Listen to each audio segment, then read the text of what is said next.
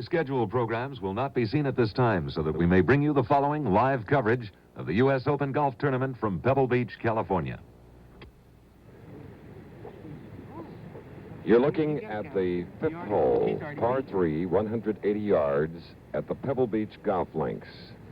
In the yellow sweater, the leader, Jack Nicklaus, at even par. The man who defeated Nicklaus for the championship at Merion last year in an 18-hole playoff, 71 to 74, Lee Trevino, bogeyed the second and third holes and is 3 over, or 3 shots off the lead as they play their head-to-head match. And there's a good look through the chute of the tee shot necessary to come over this bunker and to a very difficult green. And the pin placement is not easy as we look at Trevino's tee shot.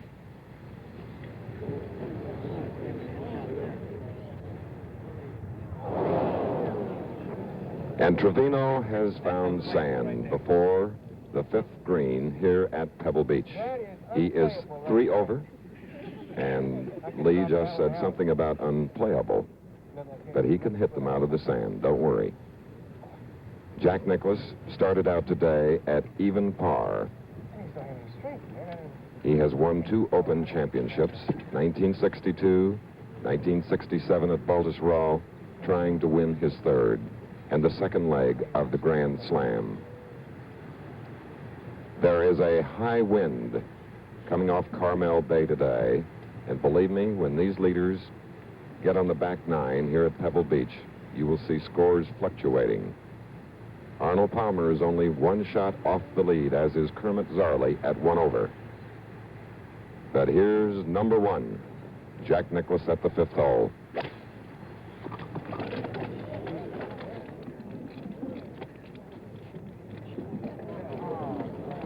Long. Perfect line, but long, just on the fringe behind the fifth green.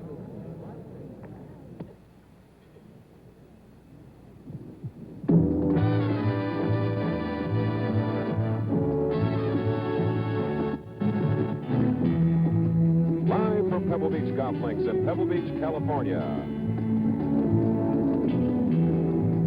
It's the final round of the United States Open Golf Championship.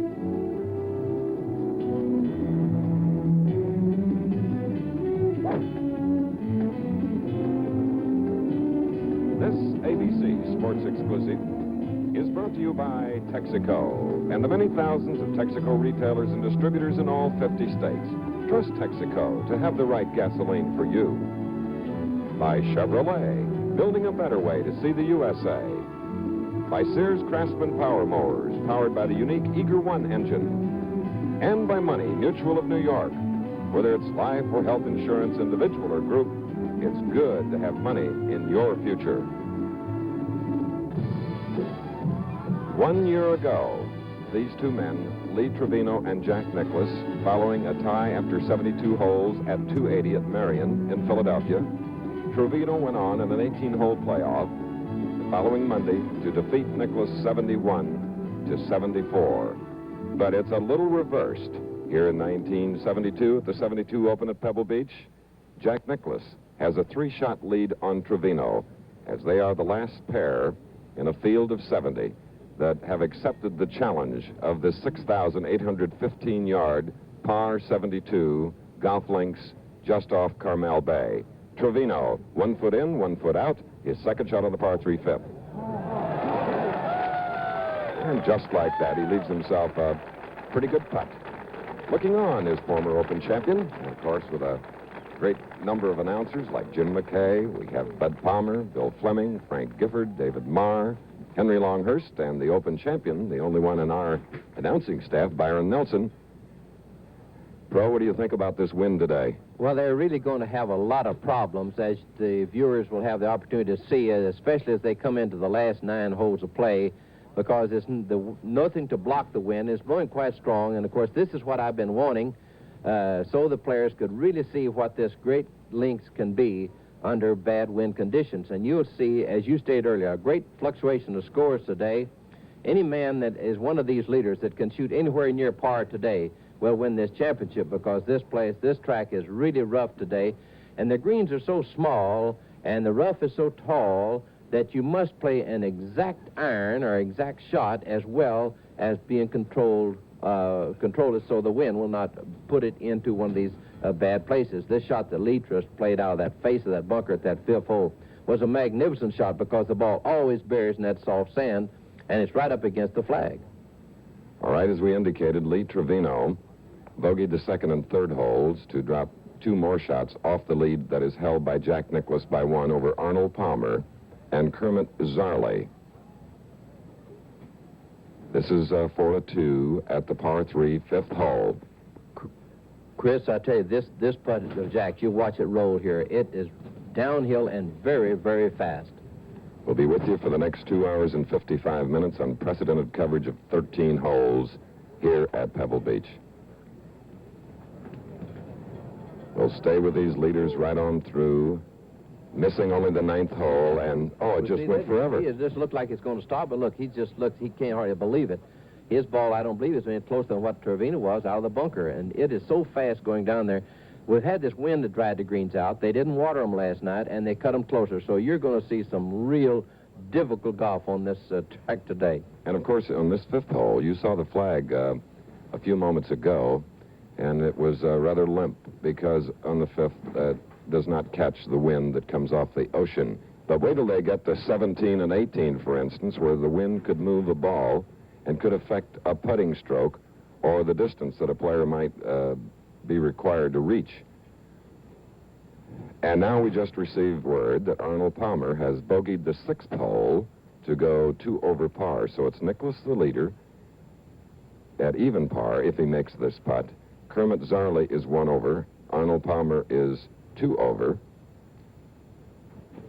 You know, it's that putt, as I said, I believe it's as far away as what Lee played his shot of the bunker, and Jack is putting first, which means that he putted further away from the hole than what Lee did from playing out of the bunker. So the position you put the ball, whether or not you're putting up to the hole today or whether or not you're putting down, is going to have a tremendous influence on the winning of this tournament. Right here, Byron, in this head-to-head match between Nicklaus and Trevino, we could have a swing of 2 shots if Jack fails to make this one.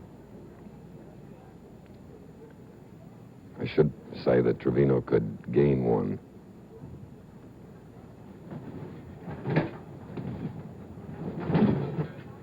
The noise you hear is canvas flopping in the wind here behind 18.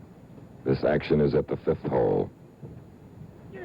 All right, it's going to be a bogey 4 at the 180-yard 5th hole here at Pebble Beach. Jack Nicklaus, he is 1 over, tied now with Kermit Zarley for the lead. Ahead, we indicated at the 6th hole that Arnold Palmer bogeyed it to be 2 over. Now Trevino can pick up a shot on Nicklaus. Chris, you notice that Jack went just over the green here at the 5th. He, of course, watched Lee's shot land just into the bunker short. Very likely had a little influence on Jack's shot, and he wanted to be sure he didn't bury in the bunker, so as a result, he went a little long, and that was a very difficult place to try to get a 3 from where Jack was. Now Lee, almost a straight-in putt for his 3 from about 9 feet. And Lee Trevino is now 2 over and only 1 shot away. Correction, that is a par for Lee Trevino. He did gain 1 on Jack Nicklaus, but he still is 3 over par as we go to Frank Gifford at the 7th hole. Par 3 is playing 101 yards, and as you can see, into a stiff breeze. This is Arnold Palmer. Arnold Palmer at 2 over par. 1 shot off the lead. All right. And on the green at 7. His ball the furthest away from the pin. The ball of Johnny Miller, nearest to you. One of the most famous golf holes to be found in the world. The ocean on either side, as you can see, the bunkers. He plays 120 from the back of the tee. Today, playing just a slight bit over 100 yards. As we go now to the 6th hole and Jim McKay. Kermit Zarley is tied for the lead in the U.S. Open with Jack Nicklaus. He won the Canadian Open 2 years ago, but that's the closest he's ever come to one of the major championships of the world. A former NCAA champion is playing this 515-yard par 5 hole. The ocean is on the right and far behind the green. It's not a problem up by the green there. He's playing his 3rd shot. Zolli tied for the lead in the U.S. Open. Native of Seattle has left his ball short, and he is still off the putting surface, and this is a par 5. He'll have a tough time getting down a 2 from there. This is dead into the wind today. Zolli's playing partner is Bruce Crampton, who at +2 is just 1 shot out of the lead, 1 shot behind Nicklaus and Zolli. Back on the tee of the same hole, we have Jack Nicklaus, co-leader in the tournament, once again with Kermit Zolli. Remember, it's Nicklaus and Zolli tied for the lead. Palmer, Homero Blancas, who's playing tremendously well today, and Bruce Crampton, 1 shot out. 2 shots out is Lee Trevino along with Johnny Miller. 23 cameras trying to document this sensational U.S. Open for you just as well as we possibly can. We've gone further back on the golf course than ever before, including this hole, which, remember, is just the 6th. They have a long way to come. Into the wind, Jack Nicklaus hits.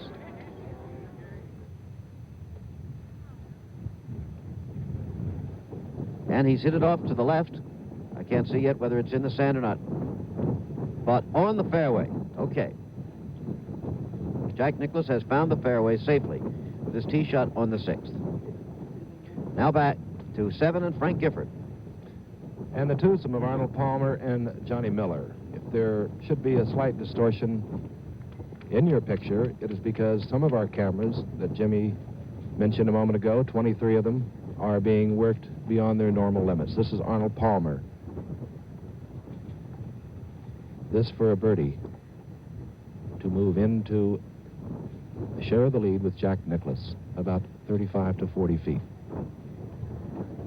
And sliding by, and Palmer will have a putt of about 18 or 20 inches coming back. And you see the camera situated overlooking this beautiful 7th hole is shaking. That, too, might be disturbing your picture somewhat.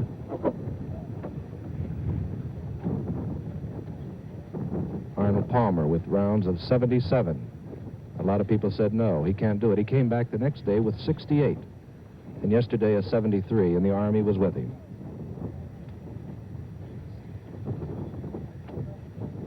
There is the Pacific Ocean.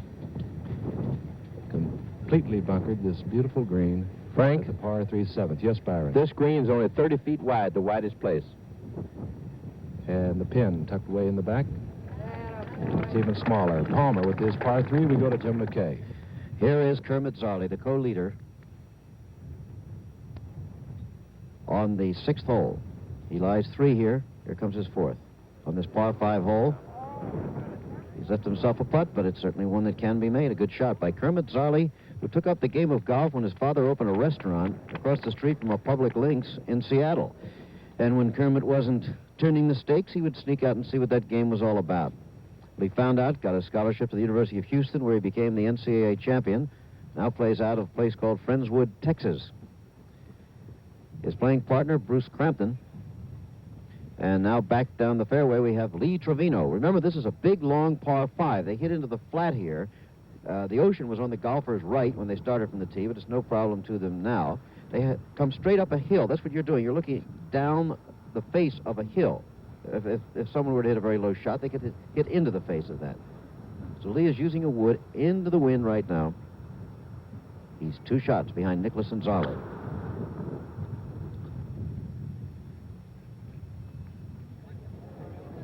Okay. Up over the brow of the hill, short of the green, and that's just where you ought to be. Lee could flip up close. He could get a birdie there. Birdies are so hardly bought, so hardly fought for on this golf course.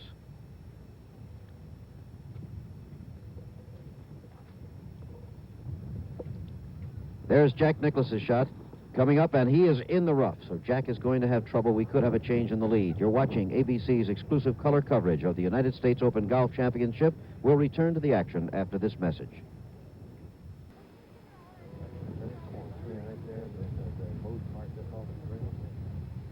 We're back again at the 6th green, and this is Bruce Crampton of Australia playing along with Kermit Zolli. Crampton, who is 1 shot out of the lead at this moment. Waiting for word from our spotter on exactly what he lies at this moment. putting for his par. He needs this for the par 5. And it could almost still fall.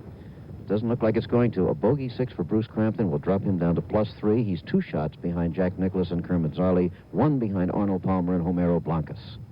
What a day this is going to be. Here's Zarley, who now needs this for his par 5 to stay in a tie with Nicklaus. But Nicklaus, remember, is in the rough just off this same green and is standing out there, probably up the brow of the hill by now, watching Zarley. Zarley always wears an eye shade. A very religious man, Kermit is. Known for that on the tour. He said he won the Canadian Open 2 years ago, but aside from that, you'll not see any of the national championships or the Masters or anything like that in his bag. He's a journeyman member of the professional tour, a good player. But this would mean a great deal to him. Now, on the left, you see Homero Blancas, who has a birdie putt on the 8th hole that could give him a tie for the lead. Homero Blancas making a great comeback today. Zarley, for the par, has to make this first to stay in the tie, and he did. So Zarley is still tied with Nicklaus. Now, what about Homero Blancas up on 8, who's having a great 9 holes? Let's check in with Bill Fleming for that story. All right, and Homero has the best round going for him so far. 2 birdies, no bogeys, and he now, if he makes this putt, can go into a tie for the lead with Nicklaus and Zarley at 1 over par for the championship. He has more birdies in this championship than anybody else. He has a total of 15. Oh, it just misses. Skitters by. Now back to the 6th hole. This is Jack Nicklaus approaching the green where Zarley and Crampton just were. Jack lying 2 here on this par 5 hole. He started out the day at even par. He's 1 over now. He's had a birdie and 2 bogeys. He's had rounds of 71, 73, and 72. Although he's had his share of birdies and bogeys, he's been tremendously consistent. The weight of the golfing world on his shoulders. To everybody else here, it would just be a great thing to win the Open. To Jack, he almost has to do it.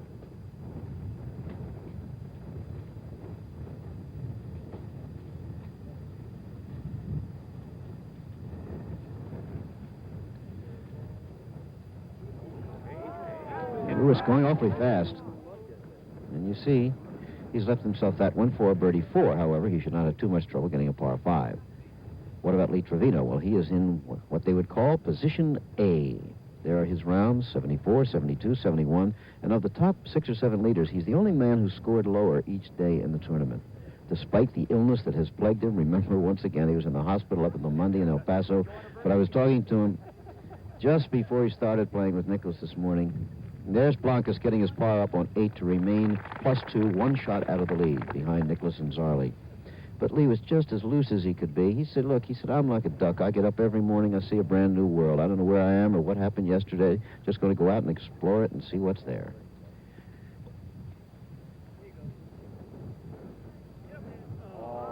Well, found out there's a little more there than he thought there was. So Lee will have just as difficult a putt for a birdie as Jack Nicklaus will have. Again, up to the 8th, and Bill Fleming.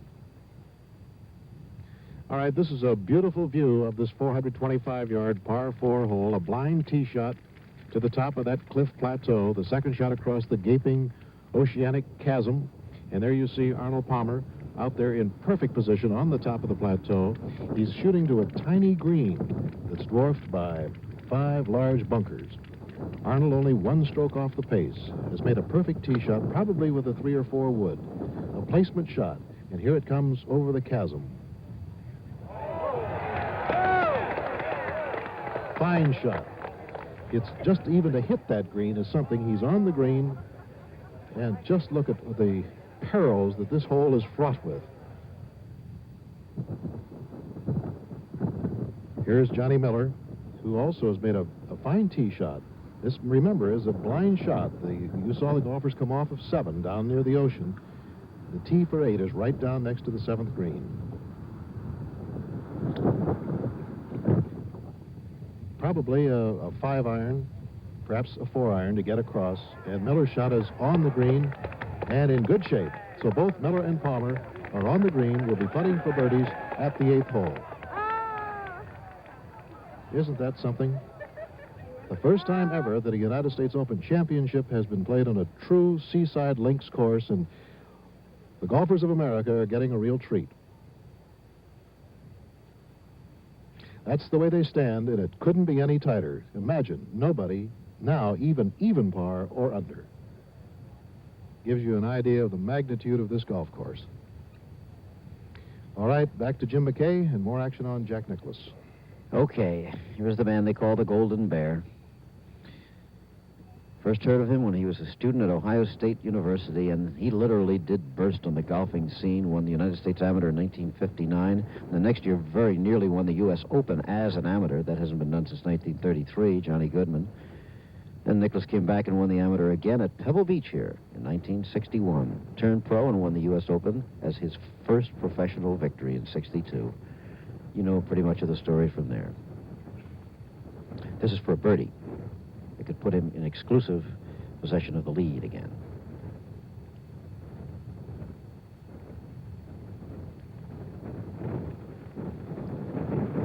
But that will be for his par 5. You know, to see a tournament, a U.S. Open, which was won with a score of 290 or more, you have to go back to 1963 at the Country Club in Brookline, the triple tie with Julius Boros winning it from Jackie Cupid and Arnold Palmer.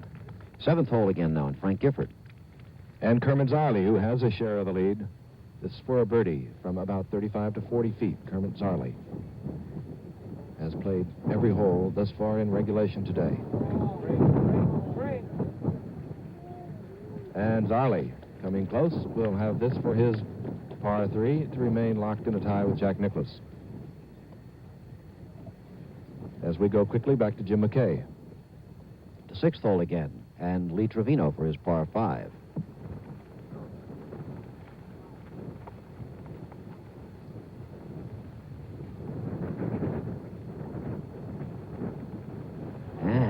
Left it there. That will be a bogey 6 to put Lee Trevino at +4, 3 shots behind the leaders, Jack Nicklaus and Kermit Zarley. He's having his problems. Back to Bill Fleming again. And now Arnold Palmer on the 8th hole. Very happy to have 6, 7, and almost 8 behind him now. But he's safely on the green, which is a big accomplishment. But he's about as far away from that pin as you can possibly get. Somewhere around 40, maybe a little farther from the pin. The crowds here have been unprecedented, the largest attendance ever for a United States Open Championship. Even early in the week, they had more than 8,000 people out here just for practice rounds. This is for a birdie. If he makes it, he goes into a 3-way tie for the lead with Nicklaus and Zarley.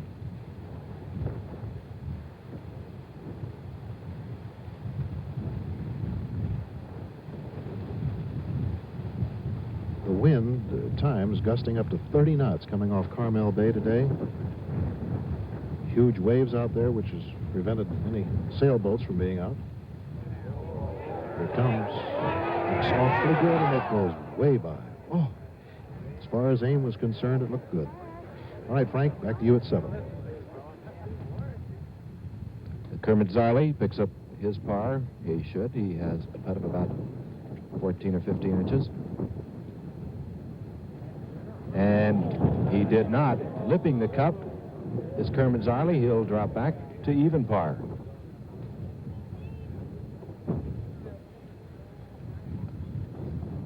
I'll correct myself. He'll go back to 2 over par, Kermit Zarley. And he'll study this one. Wind, very deceiving. Byron Nelson, the wind has to bother the putting almost as much as the shots, wouldn't you say? It bothers it more because you have to be so still on a putt to make these little putts on these extreme fast greens. It'll move you just any so small amount, and it can make you miss the putt like it did there. Well, Kermit Zarley drops out of the lead. Jack Nicklaus now has sole possession of the lead at 1 over par. And here is, again, that beautiful shot of the 7th hole as we pan around to show you Carmel Bay moving back up to the tee. From the back of the tee, this hole plays 120 yards. It's playing, according to Creamy Caroline, one of the tour caddies, at just a little over 100 yards today. Jack Nicklaus, as Jim McKay mentioned a few moments ago, shooting for an unprecedented grand slam in golf. All the pressure on his back today. Frank, Yes, Byron. So another thing that makes this whole play so hard against the wind is you're shooting from a very high elevated tee.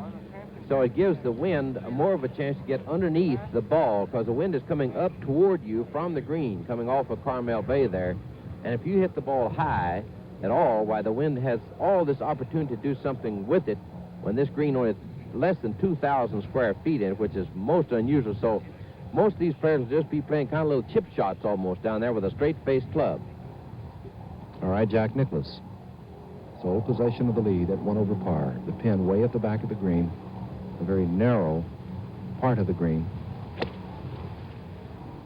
And it's on this way with the little punch.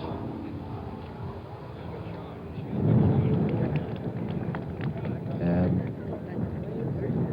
it's left to the pin. It'll be perhaps 35 feet away, as you see, on the fringe on the left side. So Jack Nicklaus will have a considerable putt for a birdie here as we go now to Bill Fleming. And you earlier saw Arnold Palmer on the 8th hole put his ball there. And this is the miss for a bogey 5. Arnie now has dropped to +3. He is 2 strokes off the pace. There it is again on the replay. Tough break for Arnold Palmer. From Pebble Beach Golf Links in Pebble Beach, California, you're watching the U.S. Open Golf Championship, and we'll return in just a moment.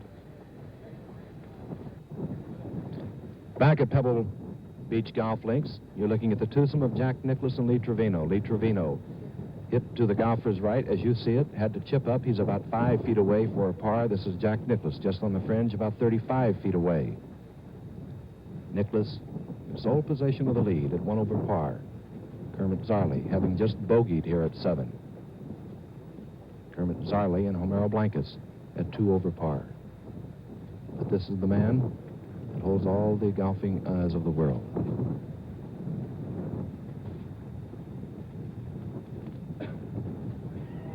This for a birdie. Jack Nicklaus with a 2 on 7. Now takes a 2-shot lead. What a man. Oh, is he happy.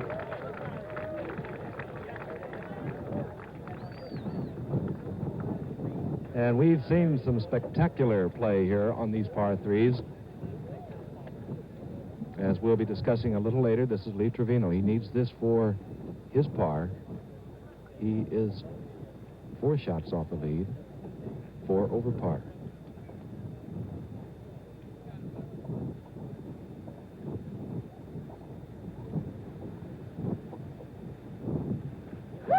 So Lee Trevino saves his par at the par 3 7th hole as we go now over to Bill Fleming on the 8th fairway.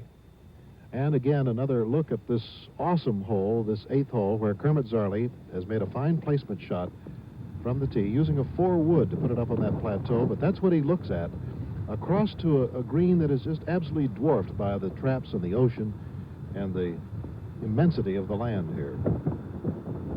Kermit, the last 2 rounds, has used a 5-iron and has parred this hole all 3 previous rounds.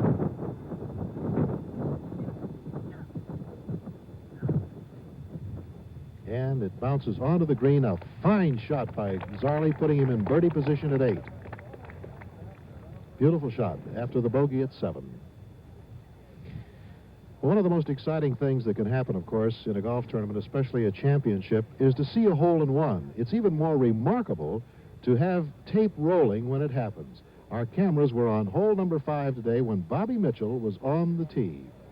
He hit the shot, and up it comes. The last time there was a hole-in-one was yesterday when Jerry McGee did it on the same hole. But we had to wait 16 years because in '56, Bill Koontz did it at Oak Hills in Rochester, New York. 26,454 shots were played on par 3 holes before Jerry McGee yesterday. And wouldn't you believe, today, this ball comes right down. It will disappear right in the cup. It never bounced. It just dove in. And Bobby Mitchell had a hole-in-one. A remarkable circumstance. Not only that he made it, but the fact that we happened to be there to see it. ABC Sports brings you the United States Open from Pebble Beach, California. Action continues right after this message.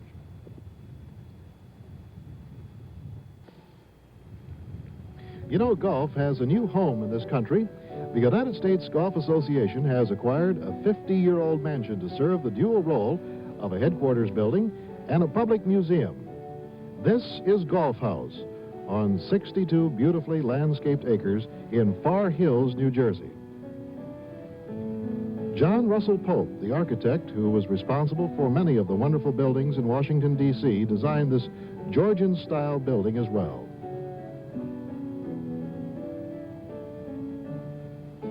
Inside, the Bob Jones Room. The painting was commissioned by members of the Augusta National Golf Club, including President Eisenhower. And Calamity Jane, Bob's famous putter, hangs beneath the painting.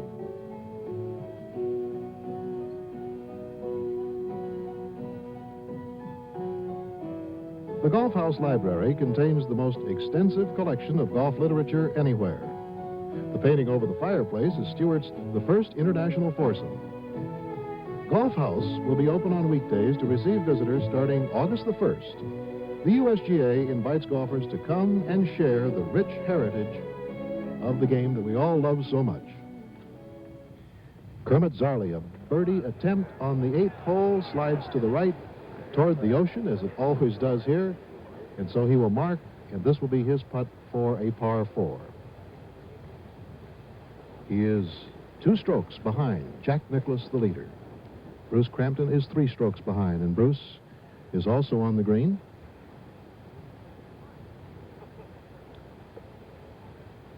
So both he, Crampton, and Zarley will be putting for pars.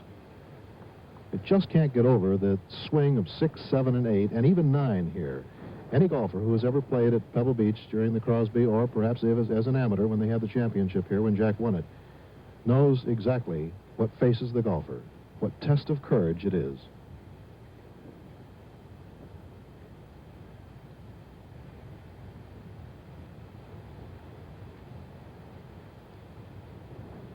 Bruce had a double bogey at the 3rd hole today, or he'd be higher than he is at this point. Uh-oh. Did go in. I thought for a moment it might not have been there. I think he can thank the wind a bit. So Bruce saved the par. There were 3 amateurs that made the cut, and Jimmy Simons wound up as the low amateur just as he did a year ago at Marion. Tom Kite and Danny O'Neill in his first Open was 3rd low amateur. Now Kermit Zarley. This to save the par at 8.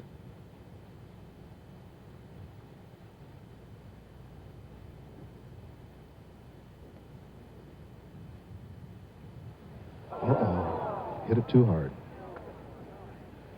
So chalk up a bogey if he puts this one in. So that's little nippers there at 7 and also at 8. That's 2 bogeys in a row.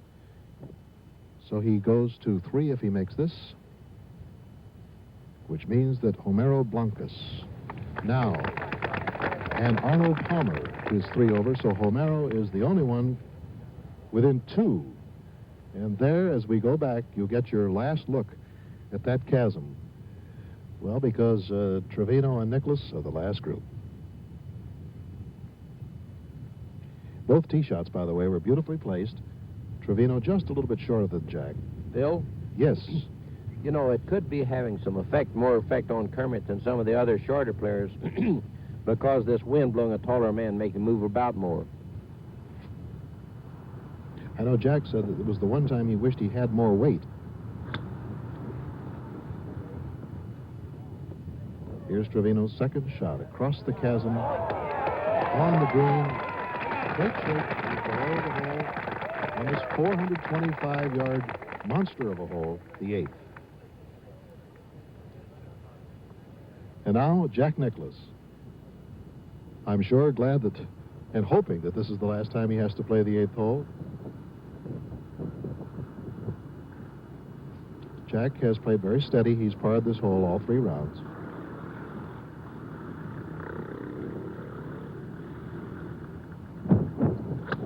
Has admitted that this is the course that really requires thinking. Up he comes. It's on the green, hole high, but to the left of Trevino. Let's go to Henry Longhurst now at 10. Now we see for the first time the farthest hole on the course, the 10th, two-shotter, and his Homero Blancas playing extraordinarily well. And I have time to say, while he readjusts himself, that he started 4 over, he's now 2 over and out in 34.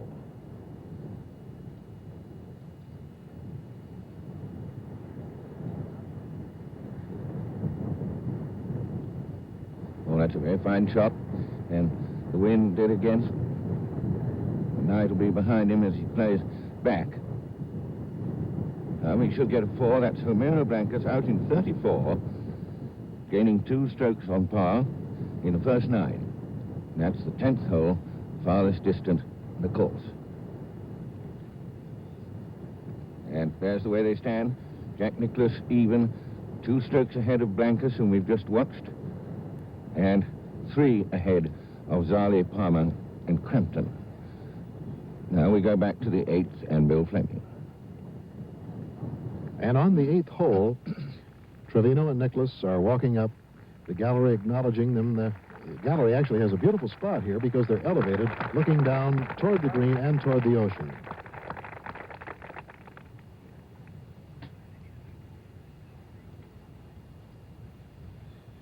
Beginning August 26th and continuing through September the 10th, ABC Sports will present the world's greatest sporting spectacle, the 20th Summer Olympics via satellite from Munich, West Germany.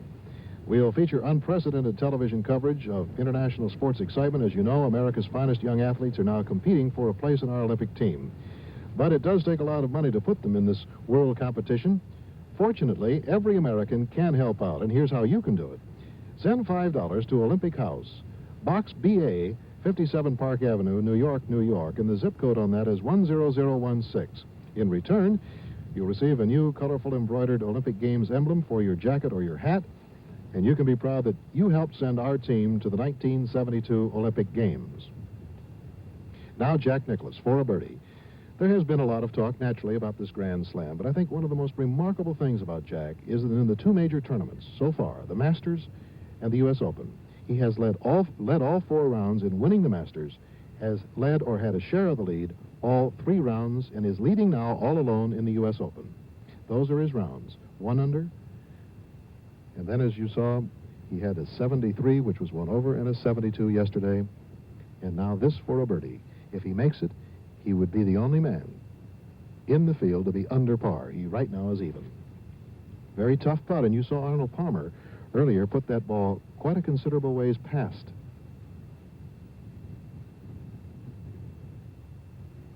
And it cost him a bogey.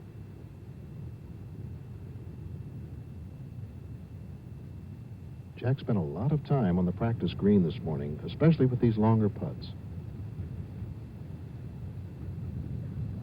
Oh, he hit it nicely, didn't he? Oh, that was really a splendid putt. Perfect for distance. Just a fraction off to the left side.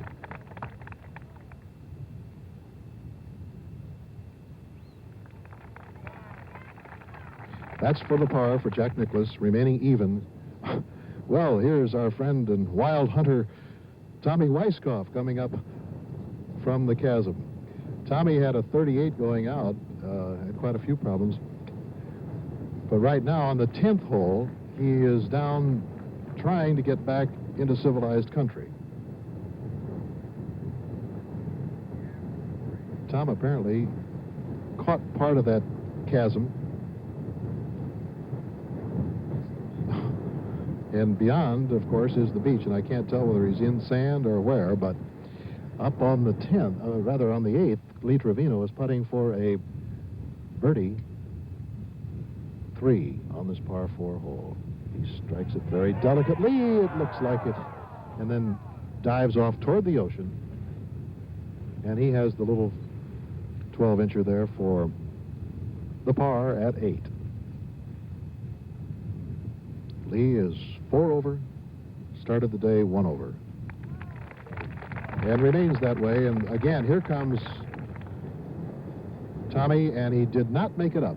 Weiskopf got about halfway up the hill, and the club head was stopped.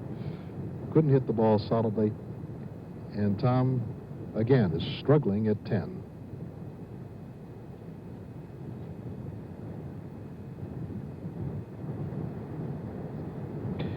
Henry, I believe you have a comment about that. Well, I think this is a very, very fine two-shot hole. It's going to be more than two shots for Tom Weiskopf anyway. We might have a comment from Byron as to the difference this wind makes from yesterday. I think it must be a very long second shot.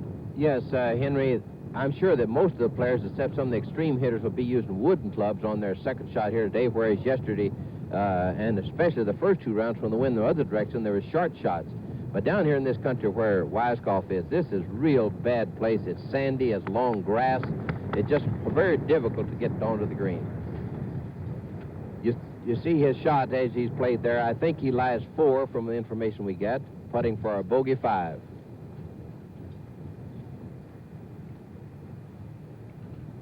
So that's 4 for Weiskopf, and he's out in 38. Started 4 over par, now he's 6 over. Now here's the man with all the birdies to his credit, Mira Blancas. Only 2 behind the leader. He's got to be very careful with his putt or his little tiny chip back from the back of this green. Hit a very fine shot, covering the flag all the way.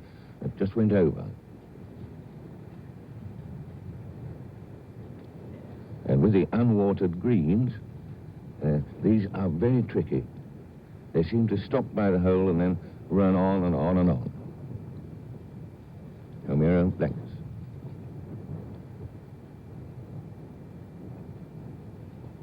Well, that's done exactly what I suggested, and it's gone a long way by.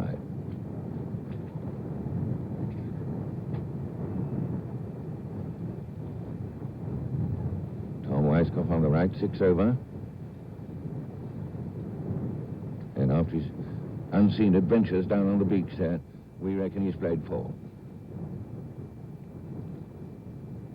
So now you have this one, a holeable one, for bogey 5.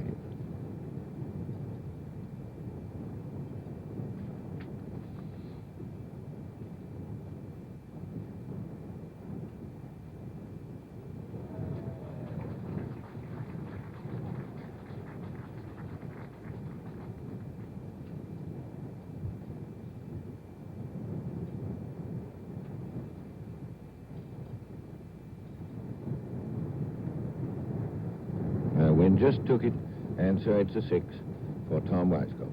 He goes from 6 over to 8 over.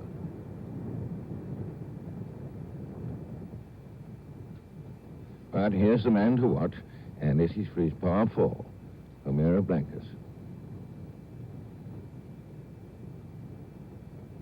It's about 9 feet. His first one was the kind of shot we've seen a good many of today, and we'll see a lot more before we've finished. The one where the ball seems to gather speed and race past the hole.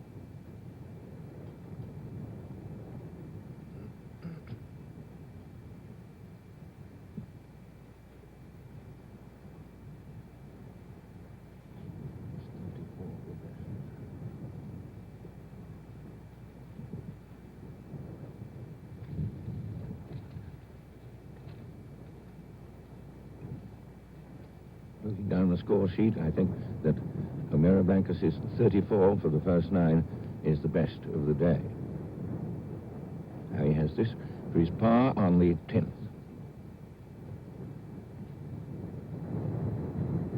No, that was just blown away as well. So he drops a stroke. O'Meara Blancas goes to 3 over, 3 behind. And there's how they stand. Nicklaus 3 ahead of the field.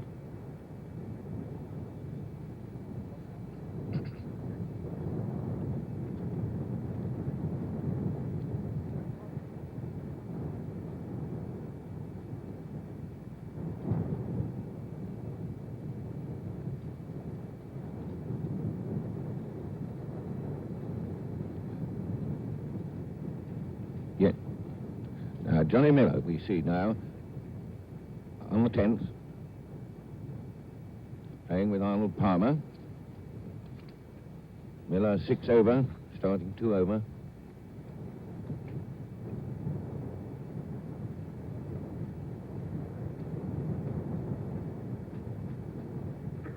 He had a wooden club, as Byron just predicted. And it's just short and on his left. And back down the fairway, we see Arnold Palmer just descending into the bunker on his left. Now, he seems to have quite a big iron. It's not a very deep face to the bunker, so maybe he's going to have a go in typical Palmer fashion.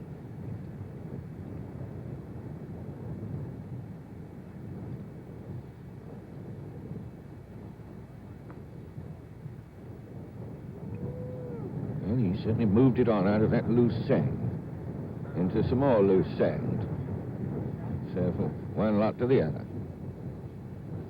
Well, now from Pebble Beach, California, it's the U.S. Open. ABC's color coverage will continue after this message.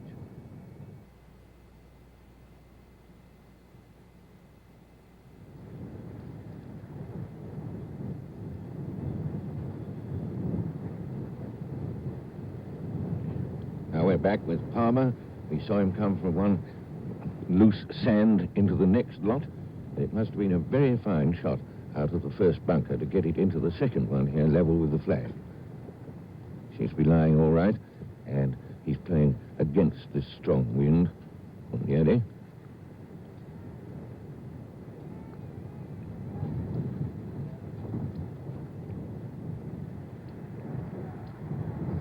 Now, he could have hoped for something rather better than that, I think. That's 3 over for Palmer. He doesn't look like getting one back here and lose another. Now we go to Jim McCabe behind the 11th. All right, Henry, coming up here is Homero Blancas, and take a moment to enjoy that view behind the waters of Carmel Bay. It must have been a view such as this that has attracted people all the way from Robert Louis Stevenson to Bing Crosby to, at one time or another, make their home here. But Homero Blancas is tied for second with Arnold Palmer and Bruce Crampton. They're 3 shots behind Jack Nicklaus on this 380-yard par 4 hole. With the wind at his back, Homero had a real good tee shot, and he just has a lofted club to the green. The problem now, however, with the wind at his back is to keep it on the green once it hits there. It's a tendency to pick up some topspin and kick over. Well, he dropped it just short of the green, and it bounced on, but he's left it too short. He'll be coming up at the flag. What do you think of that position on this hole, Byron? Now we're back to Arnold Palmer. Back on the 10th hole. Arnold, remember, has been in 2 bunkers already. He's waiting for them to rake the trap so that I guess his concentration will be total. You won't have to worry about that. Remember that when you're playing golf. If you don't have a caddy, be sure to rake it after yourself. Would you believe that the football season is starting? Well, it is on ABC next Saturday night. Coach's All-America game from Lubbock, Texas. Arnold Palmer now needing this for the par 4 on the 10th hole to remain at 3 over and in a tie for second place. Arnold has not won a major championship in 8 years. The last one he won, imagine, was the Masters tournament in 1964. Won the Masters in 58, 60, 62, and 64. U.S. Open only once, 12 years ago in 1960 at Cherry Hills in Denver. He won the British Open the next 2 years, 61 and 62. Here he is with another try at age 42, but that's going to be a bogey. If he makes that, he will go to +4 and drop down into a tie with Lee Trevino and Kermit Zarley. Remember, again, it's Jack Nicklaus, 3 shots ahead as he starts out on this quest for the Grand Slam, the modern Grand Slam of golf that has never been achieved, the Masters, U.S. Open, British Open, and the PGA. Should he keep it going, we'll be going with him all the way to Muirfield, Scotland for the British Open and to Oakland Hills in Birmingham, Michigan for the PGA Championship. We'll be going there anyway, whether he continues the quest or not, but it sure may be exciting. Arnold Palmer now for the bogey 5. That's on the 10th hole. Now back up to 11, where we will be taking a look at Homero Blancas. You know, if somebody told you this morning that the man in a tie for second at this point in the afternoon would be a Texan of Mexican descent, you would not have said it would be Homero Blancas. You would have assumed, of course, it would be Lee Trevino, because Blancas was back at +4 when the day began. Jim? He got back to +2, and now he's at +3. Yes, Byron? Well, you asked this question before. About this putt, yeah. Yes. Well, the players definitely do not want to get above this hole because they're putting back downhill toward the ocean. It's very fast. And you see the caddy motion to him that ball's going to break to the right, but he's going uphill. And this is the thing they're trying not to do today, is to get above the hole because these greens are exceptionally fast. Well, Bill was saying before that Jack Nicklaus said he wished he had a little more weight so he wouldn't blow over in the wind. Well, Homero does have a little more weight, so maybe he's a little more rock steady. Let's see. Slid by on the left, and he has left himself something he'll have to consider for the par 4 here. Tom Weiskopf, the playing partner, had trouble on that last hole, remember, took a double bogey. He's had trouble previous to that, and is at +8 after starting the day at +4. All the leaders yet have a long way to go, much of it into the teeth of this near gale force at times wind of some 25 knots. You can see that Tommy's hair has been blowing a little bit as he moves around the course today. There's a feeling almost that this is a combination of the U.S. Open and the British Open because of the seaside nature of the course. And, of course, the British Open, almost by regulation, must always be played on a seaside course. And here you have the wind also. It's a cool day, chilly. It's not summertime, even though the sun is out.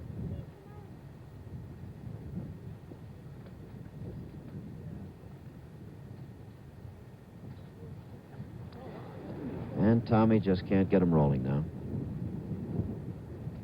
Once again, it's Nicklaus leading by 3 over Blancas, Crampton, and Palmer. But Blancas must now drop this in to stay. There's Tommy Weiskopf, looking to the heavens for some sort of consolation. Now Blancas needing this for the par. Homero does have a national championship in his career record. He won the Mexican Open in 1965. Aside from that, his most prominent title is the Colonial down in Fort Worth.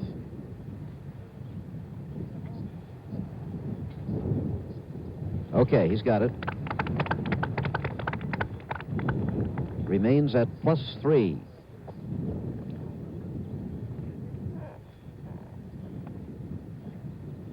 On this wide graphic illustration, the red or dark areas indicate where our cameras are placed on this most extensive coverage that any golf tournament has ever received. You noted that there by the arrow that we've already covered the short 5th and the 6th hole and the 7th hole, which is the little short 120-yarder. We've also seen shots across the yawning chasm on the 8th at par 4. No coverage on 9, but from 10 on in, you'll be seeing everything. The 10th hole, a par 4 along Carmel Bay, will be covered by Henry Longhurst. I'll be reporting on 11, which is a par 4 up the hill, and also on the par 3 12th hole. Bill Fleming will be placed behind the green on the par 4 13th. It'll be Henry Longhurst once again on the longest hole in the golf course, the par 5 14th. Bud Palmer and Dave Marr will be behind 15. On 16, it'll be Frank Gifford. And then on both 17 and 18, 2 of the most fascinating holes on the course, it will be Chris Schenkel and our expert commentator, Byron Nelson. Now, let's take a little more specific look at the coverage of these holes as we come on in. On the 10th, as we said, that's Henry's hole. It's on Carmel Bay. There is Pacific Ocean water on the right. And from the tee, you want to stay a little bit to the right just the same, because on the left there is more trouble for the unwary in the nature of these 2 bunkers. You see the birdies, pars, bogeys, double bogeys, and triple bogeys on the 10th hole of par 4. Now, I'm Jim McKay, and I'll be reporting behind the 11th. Out here, one of the idiosyncrasies of this golf course is that I'm as far from the clubhouse as you can get. In other words, on most modern courses, it's out and back for 9, out and back for 18. But here you go all the way out and all the way back. Well, the wind is blowing out here today, but it's at the golfer's back as he tees off on the 11th hole. This is a par 4, as I said, and the tee shot is uphill. They want to stay right in the middle because there's a bunker on the left, and there are trees and out of bounds on the right-hand side. There are also plenty of bunkers around the right-hand side of the green. Again, the birdies, pars, bogeys, and double bogeys on 11, a par 4 hole. The next, the 12th, I'll also be reporting on. This is a par 3, 205 yards in length. There is some out of bounds in those trees on the right.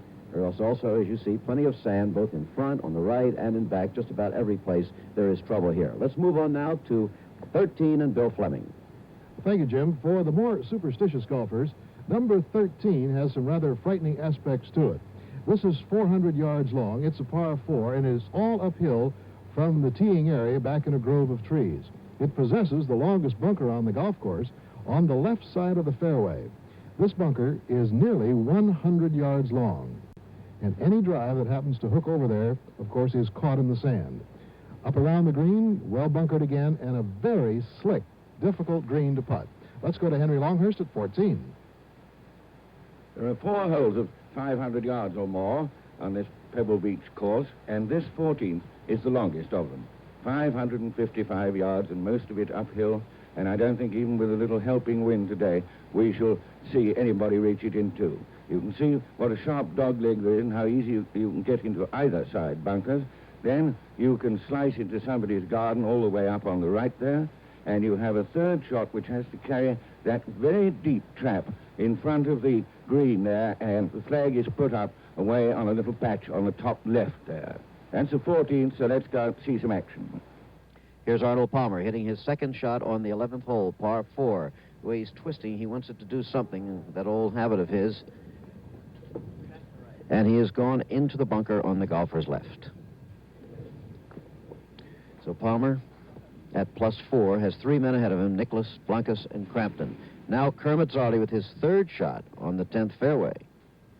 So he's having problems again. Zarley, who is at +4, along with Palmer and Lee Trevino. Remember, Nicklaus leads by 3 over Homero Blancas and Bruce Crampton, by 4 over Palmer, Trevino, and Zarley.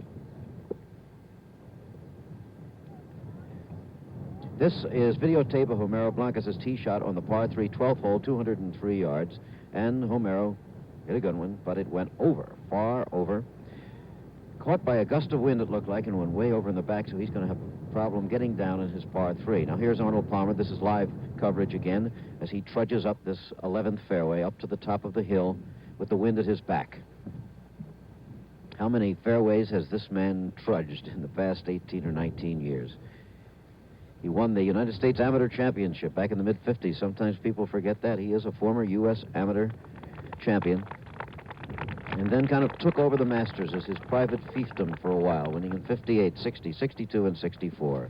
When he won the U.S. Open in 1960, he had the feeling that perhaps 4 or 5 more would come to him. None has, although during the 60s, he either finished second or tied for second on 4 occasions. And then there was the collapse, of course, in 1966 up the coast at Olympic when he led by 7 strokes over Billy Casper with 9 holes to play and lost them all and lost the playoff the next day. But remember, the year that he won, he came from 7 shots back on the last round. Homero Blancas on the 12th hole, 1 hole ahead of Palmer and Johnny Miller. Homero is playing with Tommy Weiskopf, who really put his tee shot to the right on this hole. But Tommy's out of it now. He's played himself out as Homero's playing out of the sand. Must get this close in order to stay within 4 shots of Jack Nicklaus. Only Nicklaus at this moment is holding fast in his battle with par. And there was Palmer's trap shot on the right. There you see where Arnold's ball ended up. Homero coming up to that 12th green, and he didn't get there. Now, this is big trouble for Homero Blancas, a key point in his search for a U.S. Open championship here. Homero is always a man who has his ups and downs. Byron, you've seen so much of Homero ever since he was a kid down in Texas. It's always been kind of his pattern, hasn't it? Yes, Homero can get the hottest on the golf course of anybody I've almost ever seen, and then he can do, as you see today, and as he has done, his play in this tournament's been remarkable. He's been sensational, and he's been just horrible. So yeah, this has been the way he plays. You can never tell, though, what he'll do. That's right. Bruce Crampton on the 10th for a par. He needs this. And Crampton's going to drop back. What in the world? Now, Byron, what could happen there? Is this just a total loss of concentration, or is there a physical reason for this? Yes. He lies 3 now. Jim, it is, but as we've talked about this rough, it's very tough, and the pin was close, so the long grass just caught his club and made him stub it. Crampton now for a bogey back on the golf course. Everyone's sliding and slipping and falling back except one man, Jack Nicklaus. Crampton now going to +4. And Blancas is going to go to worse than that. So Jack's going to have a 4-stroke lead here very shortly. When play on these various holes is completed. There's Kermit Zarley. He's dropping back. Just amazing that Nicklaus has been able to hold it to this point. Jack started out with a birdie on the 2nd hole today. Then, however, he took bogeys at 4 and 5, came back with a birdie at 7 to get even again. Now Homero Blancas with his 4th shot on the par 3 hole. That's got to be heartbreaking. You're playing for $1 Nassau, but he's playing for the U.S. Open Championship. Now Palmer on 11. This for the par 4, or else he's going to lose a shot.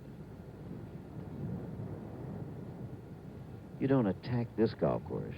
You try to defend yourself from it. What a good one. That was an old-fashioned Arnold Palmer charging putt, wasn't it? And a big one that keeps him just behind Jack Nicklaus as far as standings are concerned, in a tie for second place, but 4 shots behind him, along with Crampton, Trevino, Zarley. Zarley on the 10th hole. Remember, he's dropped quite a number of shots. He started off the day at +1, but then he bogeyed 7, 8, and 9, all of them. It looks like it'll be bogey here.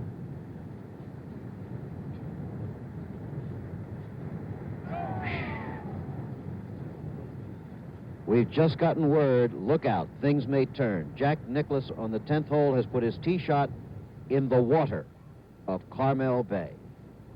Stand by, it isn't over. Well, if that word were flashed, as it will not be, to these fellows up on the course, they might be a little less discouraged. Jack proving himself human after all. Homero Blancas got a double bogey. Azarli picks up another bogey. Homero got his 5, in other words, and drops back again to 5 over. So Nicklaus, at this moment, here's the way it is. Nicklaus has a 4-shot lead over Bruce Crampton, Arnold Palmer, Lee Trevino, and Zarley. And here's the situation back on 10, where you see Jack Nicklaus. Arnold Palmer, meanwhile, teeing off on the par 3 12th hole. And I think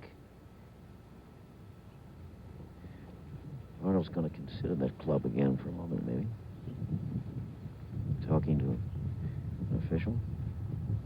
And there's Jack back on the 10th. The 2 great names of the decade. And looks like he's trying to get a ruling of some sort from P.J. Boatwright and Lynn Lardner of the USGA.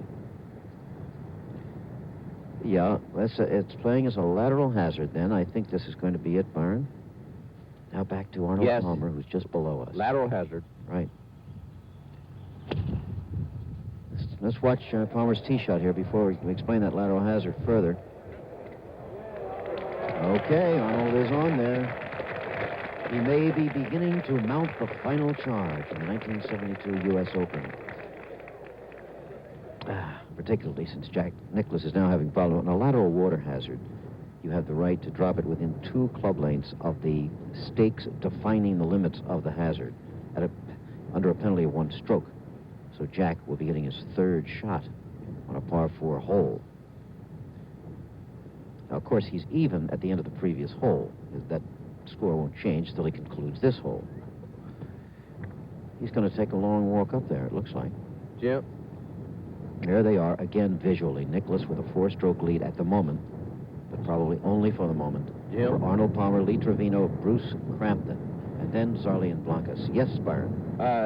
Jack must hit a real bad drive because the wind is coming, well, it's against him, but also quartering in against him from the right there. So he must have hit a bad drive for Jack to push the ball down there. And he's way back there. He's going to have to go with a real big iron or possibly even a wood to try to reach this green. If he does, of course, you see what he's doing with trying to figure out the wind, and he's really a long way back there. He's not even up even those bunkers on the left, and this is most unusual for Jack to miss a tee shot this badly. Did you notice, though, that there is a little part of the water that just nips in there by that stake, you know, and it kind of cuts almost into the fairway. So he could have gotten a bad kick on that tee shot and just caught that bit of bad luck. But this is one of the key moments in Jack Nicklaus's search for the Grand Slam. There are the waters of Carmel Bay. And you remember Weisskopf was down there. Look at the people strolling on the beach. Apparently there's somebody who doesn't care that Jack Nicklaus up here is having terrible trouble. Oh, some people just have no idea. It was interesting. Just couples strolling on the beach. Like a scene from a movie. This, a scene from real, stark reality. Now, here it is from the other angle. You see the water that he was down in there with that, the water and the cliffs kick in. Now, having taken his 2 club lengths and his 1-shot penalty, Jack Nicklaus hits his 3rd shot on this par 4 hole. A wide look at the situation. And here it comes.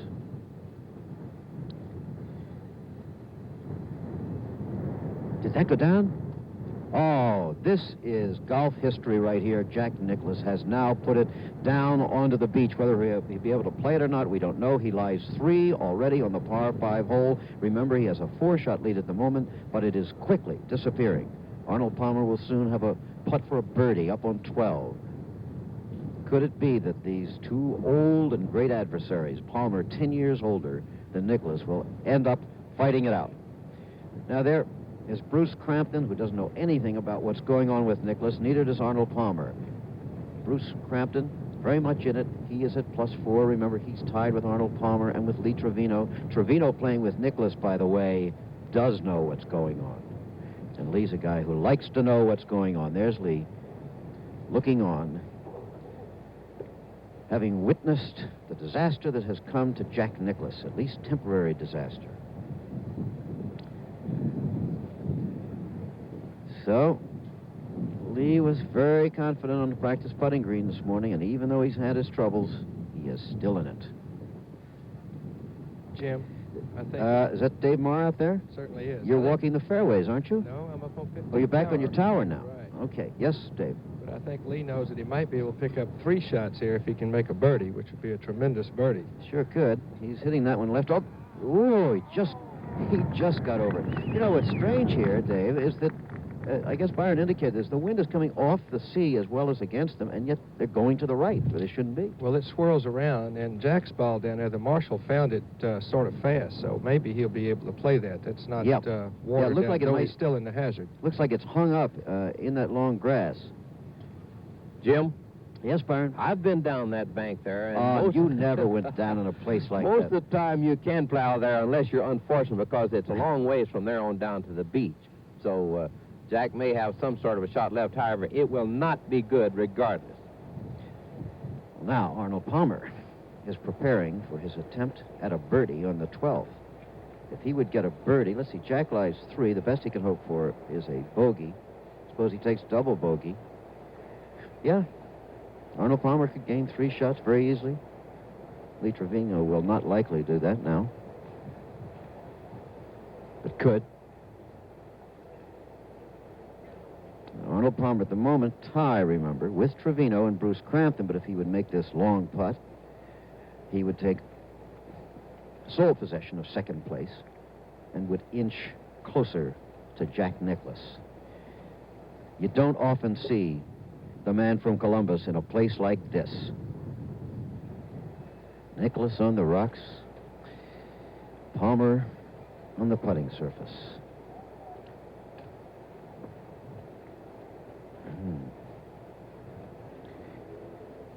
It seems to be getting colder. Nope. You'll need that for par 3. This great feeling of a combination, I think I started to say before, the U.S. Open and the British Open here, because of the seaside feeling, and that shot of Jack walking in those high weeds looks like something you'd see at Muirfield in Scotland or St. Andrews. Okay, that's the par 3 for Palmer. Keeps him at +4. Meanwhile, back at the Nicklaus Ranch, that's what it looks like, doesn't it? He lies 3. His tee shot went in the water. And you see the problem he is presented with on this steep bank. But Dave, did you find any of that this week? I found every bit of trouble there was here, James.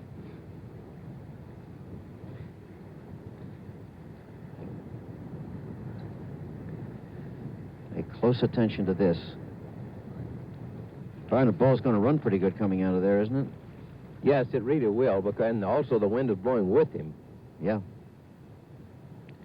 Well, he got it up. Now lies 4, not that far away from the pin, so he's got a chance at a bogey 5. This now is Bruce Crampton on the 12th hole. He was bunkered. Excuse me, Bruce on 11th hole, if I said 12. Bruce playing with Kermit Zarley. Now lies 3, and he has the potential for a bogey here. Fighting again to hold on to the par. But Nicklaus, remember, held steady through the front 9, going an even par 36, but came to the 10th. Now, at the 13th, Bill Fleming. And Arnold Palmer is teeing off on the 13th, 400 yards, par 4. And I'm sure by now the word which travels quickly here has come to Arnold that Jack is in trouble. And he's caught the rough on the golfer's right. That's not too good a place to be. And so far, the golf course has brought the golfers to its knees. Jim? Lee Trevino on the 10th hole for a birdie 3.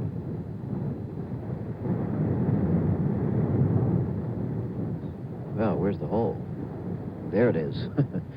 Wow, Lee really left that one short. Lee's concentration doesn't seem to be quite as total today with these bogeys he's been picking up here and there. His putter has been very faithful to him all through the tournament. In fact, he said, this is what's been carrying me through. He said, on my tee shots, he said, I got no strength in my legs. I'm just kind of trying to slice the ball out into the fairway. Those are Lee's words. His tee shots didn't look that bad to us. Well, now Jim, the putter's deserting him a little bit. Yes, Byron? It does take it takes much more strength to play on a day like today, and the strength, he could feel this weakness in his legs, and this, when you feel weak in your legs, believe it or not, it affects your putting almost more than it does the rest of your game because you do not feel steady, and especially when the wind's blowing strong like it is today. Okay, well, now we're so used to talking about people going for birdies on these golf telecasts. Well, here you have Bruce Crampton on the right needing that for a par, and Jack Nicklaus on the left needing that for a bogey. Jack lying 4 already on the par 4 hole. Now, Bruce made a good attempt, but he's going to take a bogey 5 here and drop 5 over par. Nicklaus for the bogey that would put him at +1.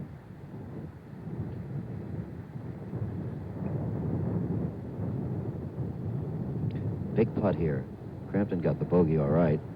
And there's going to be a double bogey 6 for Jack Nicklaus.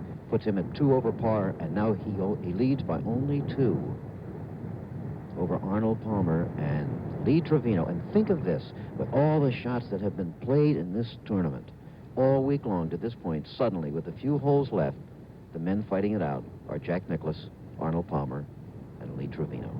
But Trevino needs this for his par, or else he's going to lose one.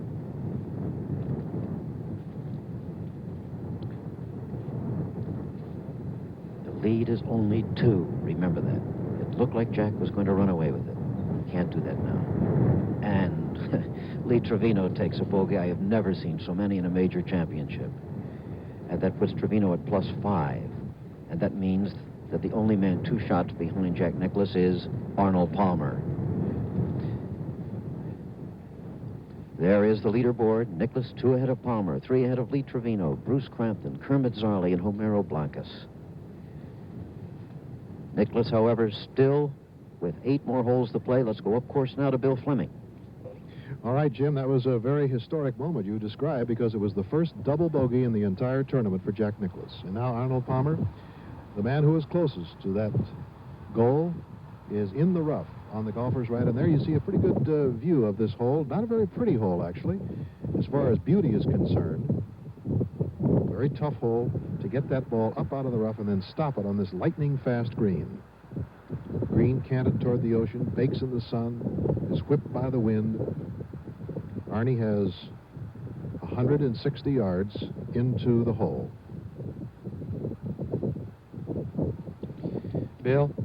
Go ahead, Dave. Everything depends on the sort of lie he has there. He's in the deepest part of the rough, and as you can see, he's walking around studying it pretty well. He's be pretty lucky to get it on the green if it's very deep right there, which it looks to be. Right, and the pin is in the first third of the green, so he doesn't have much to work with. If he should bounce it in front, it would be his only chance. If he's long, it could go clean over. It'll bounce left on him, won't it? Definitely. All of them seem to run right toward water. So this is a critical shot with Arnold Palmer within 2 strokes of the lead, but if this one isn't perfect, it comes up short. He played it well. It's short of the green, but you may even see him putt it from there. Jim? All right, we now have Jack Nicklaus on the 11th tee, a par 4 hole, 380 yards. He's driving uphill, but a tremendous wind is right at his back as he addresses the ball. He could come a long way up here. Let's see. Got to spot the ball as it flies up towards the fairway. And he's on the left-hand side, but he's okay. He is on the fairway on the left-hand side. Jack Nicklaus on the fairway on the 11th hole. You're watching the climactic final round of the most famous golf tournament in the world, the U.S. Open. We'll return in a minute.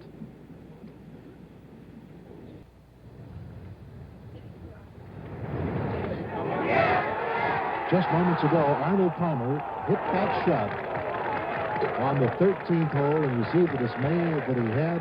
Had that gone in, he would have been only one stroke behind. Jim? We're on 11 now. We'll be in a moment here. And there we are. Lee Trevino and Jack Nicklaus. Their tee shots were very similar, very close together. And it looks like Lee is going to hit first. But just about. For a man with tired legs, Jim, he hit the ball pretty far, didn't he? Boy, he sure did. This second shot with the lofted iron, and again, remember, he's got to land on the front because with the wind at his back, it's probably going to roll when it hits the putting surface. Shouldn't bite too much. It's a little to the right, yeah, right-hand side of the green, and there it goes, off the back, you see. Happens so often. Just into that longish stuff there. Again, Nicklaus leads Arnold Palmer by 2 and Lee Trevino by 3, and tie with Trevino also are Crampton, Zarley, and Blancas. That's the way it is. Jack Nicklaus, in back of him, the waters of Carmel Bay. There you see Jack's round today with birdies, pars, bogeys, and the one double bogey, his first of the championship. Is that a lovely sight? Whew. One of the most beautiful golf courses in all the world. Has to be.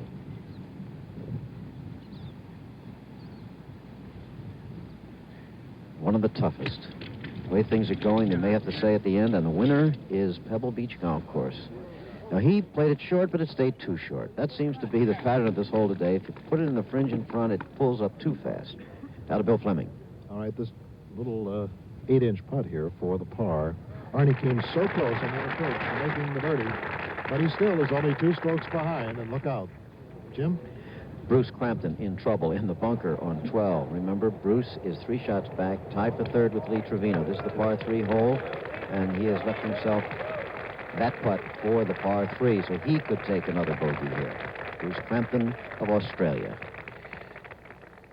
He's won $100,000 in each of the last 4 years. One of the most consistent players on the tour, but he's never won any of the national championships except his own Australian Open, which he won as a 20-year-old 16 years ago.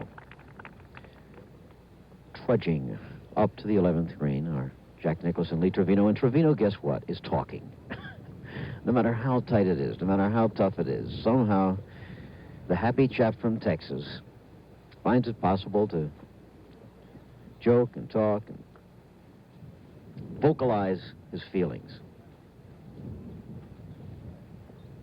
He was feeling better, by the way. You know that he was in the hospital last Monday and so forth. In the first couple of days here, he was coughing his way around. He could hardly make himself heard, but he was still trying to talk. But when I was talking to him this morning, just before they began, his voice sounds a lot better. And he says he feels good, but he still feels a little bit, he said, like the airplane's still coming down. He said, that's the way I feel. A little light in the head and the ears. And he's still gulping the pills that were prescribed for him by the physicians back in Texas, who really didn't want him to leave the hospital. They said, you know, you might have a relapse, you might get real sick. He said, then again, I might get well. So he came to defend his championship. Kermit Zarley on the right there is up on 12, and he's putting for a par. Lee Trevino is putting, or chipping, for a birdie. He's got a lofted club back there, out of this long stuff, coming downhill pretty fast. Good shot. But look at it keep going. See that? Just going and going and going. With lightning fast greens. Let's see what Zarley can do with the par putt on 12. Lee's going to have a tough one again for the par. There's something blowing back there. canvas and pipes blowing around. All right, Kermit. Well, he didn't do it. It's another bogey for Kermit Zarley that drops him to 6 over, and he started the day at 1 over. But it's happening to everybody.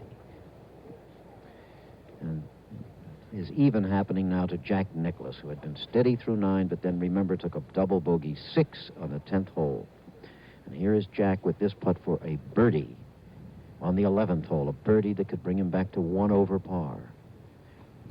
I said before that no U.S. Open has been won with a score of 290 or more since 1963 at the Country Club in Brookline, Mass., and that was a triple tie among Boros, Cupid, and Palmer. And before that, you have to go all the way back to 1935 at Oakmont in Pittsburgh to find a score of 290 or better to win the Open. Well, it could happen today.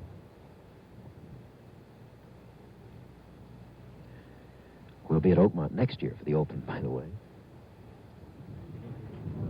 It's a good putt. Jack was happy with it, but it just didn't quite go in. In fact, if Jack pars in from here, he will have exactly 290 for his total.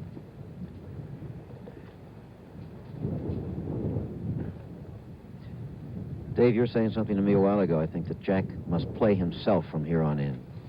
Well, interesting thought. Well, I think with a 2-shot lead there, that's... Now, let's see what he's gotta this is. beat. Excuse me, Dave, but we got something up on 12 here with Crampton. I don't know what sort of a ruling he had asked for. Well, it could be 2 things, Jim, the ruling there. Now, you see Trevino getting ready to make his attempt at a par at the 11th hole. Right. Well, it could either be, the bogey. 2 things, it could either be, well, that's a bogey 5 for Lee.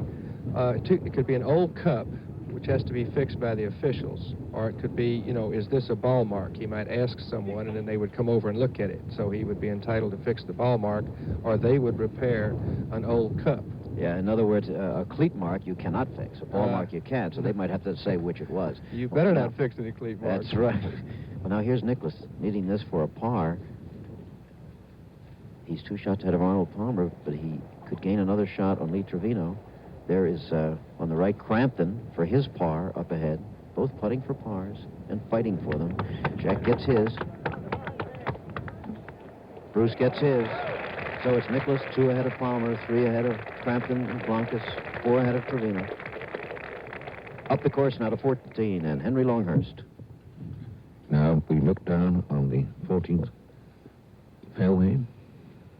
This is the very long hole. Palmer has safely got round the corner. Considerable dog leg to the right. He's in exactly the right place. Whether he's waiting for Blancas to finish out putting, I'm not sure. Now he's got to play safely up with an iron. Wind behind.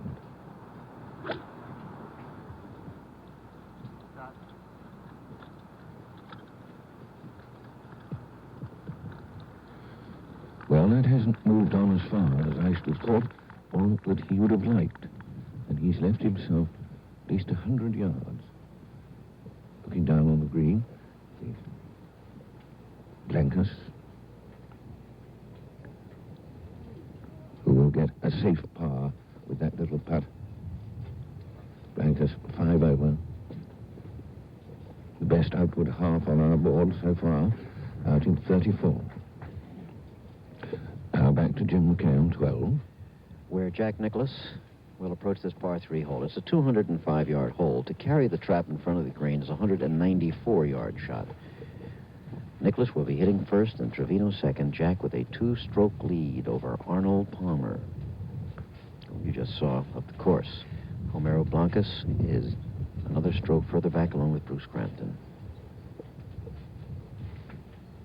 The wind is blowing from left to right. Jack looking up. Now, he's looking straight up, Dave. You think, what was he looking for? To see how the clouds are going? Something like that? Well, you look at the tops of the trees to see, Yeah. to try to gauge just how hard it is blowing, you know. And this is a shallow green to hit into. See, he's looking up again. Yeah. And hard to say what club Jack might be using. If I had to guess, it 3 or 4, looks something like that. a 4, if I had to guess. He's right below us here.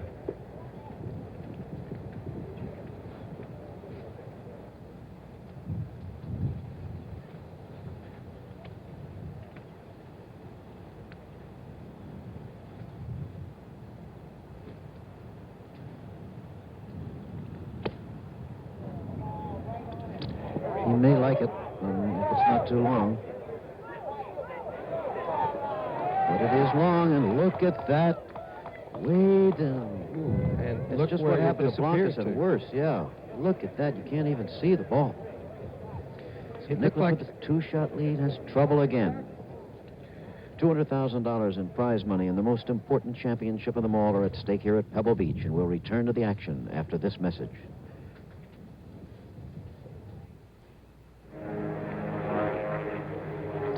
Here we are back at Pebble Beach, an airplane cruising overhead, and Jack Nicklaus walking to his ball, which is behind the 12th green. Jack Nicklaus leads by 2 shots over Arnold Palmer, but that lead may not last too long. Let's watch it now as he surveys it. There you see the edge of the putting surface, right where he's standing. Look how far down he's going to have to come, and look what he's going to have to come into.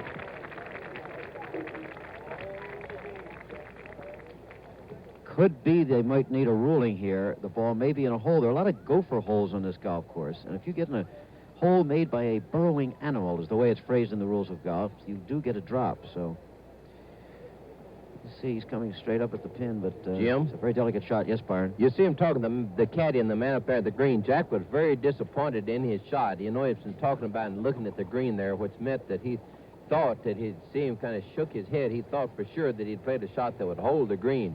And when it did not, why, he was very disappointed about it and almost to the point of being nearly upset about it. Okay, remember, he leads Arnold Palmer by 2 shots, and while we were away, Arnold hit a shot to the 14th, which is a par 5. This is his 3rd shot on the par 5 hole, and watch it. This happened a few moments ago, remember. Lovely shot, and look at the draw on it. Arnold's going to have that putt for a potential birdie, and here is Nicklaus in trouble. Nicklaus only on the 12th. After this has 6 long ones to slog his way through. And when they get to 17 and 18, you are going to see some of the tensest golf there's ever been in the U.S. Open. 17 in the teeth of the wind at par 3 with the rocks below, and 18 along the rocks on the left-hand side all the way. Well, this one doesn't look that prepossessing, but it's plenty of trouble for Jack right now. And there was no free drop or anything. He's playing it as it lies, according to the rules of golf. Oh, and just like Homero, he didn't get up. He did not get up. He could not only lose 1, he could potentially lose 2 more here. Jim, you remember a while ago, Homero Blanco was almost in that same rough and he hit it and it didn't get out, and we felt that he kind of stubbed it. Well, you saw he hit it. That rough there is so tough. And the rough is kind of laying down towards you. In other words, kind of against the grain. And if your club hits it, it just really stops the club. Here is Lee Trevino on the same hole, playing with Jack Nicklaus. And his bunkered shot is struck beautifully. Look at that. Again, that's no automatic 3, but he's got a good pop at it anyway, after bogeying the last 2 holes. In slow motion, we're going to take a look now, here, Byron, at Jack's tee shot. All right. Jack has been swinging so well, of course, for a number of years, and watch how he keeps the club very full extension. He's come way up high and leading here and hit down. It appears there that he did not get quite as much divot as he normally does, hit the ball quite clean, and this maybe is the reason why, as you see the ball, why it did not hold any and went over the green so fast. It really looked like it had a lot of topspin on it, didn't it? Well, now, Jack lying 2 has this one. If you remember, Homero Blancas got this far in 2 and then stubbed it again and lay 3 and was still in that stuff. It might be encouraging to those of you who are golfers that long grass, when it's lying against you like that, isn't easy for them either. Now, here is Arnold Palmer on the right of your screen going for a birdie. Jack Nicklaus having to hold that shot for a par. They could end up tie after this hole very easily, depending on what happens, always. Palmer for the bird on the right. They're going to hit almost simultaneously. Nicklaus having to hole out once again for a par here. There goes Arnie. Well, Arnie missed his. And Jack has put his way past, still running. Arnold should get a par 5 here. Jack is fighting for a bogey 4. If he gets the double bogey, let's watch Arnold now. For the par. Okay, he has the par. If Jack Nicklaus misses this one, he's in a tie with Arnold Palmer for the U.S. Open Championship. Wow. Arnie, remember, 8 years since his last major win. 12 years since winning the Open. Jack won the Open 5 years ago. Last year he lost it in a playoff. This year he's already won the Masters. If he can hold on and win this, many people think he can win the Grand Slam as Arnie trudges off to the next tee.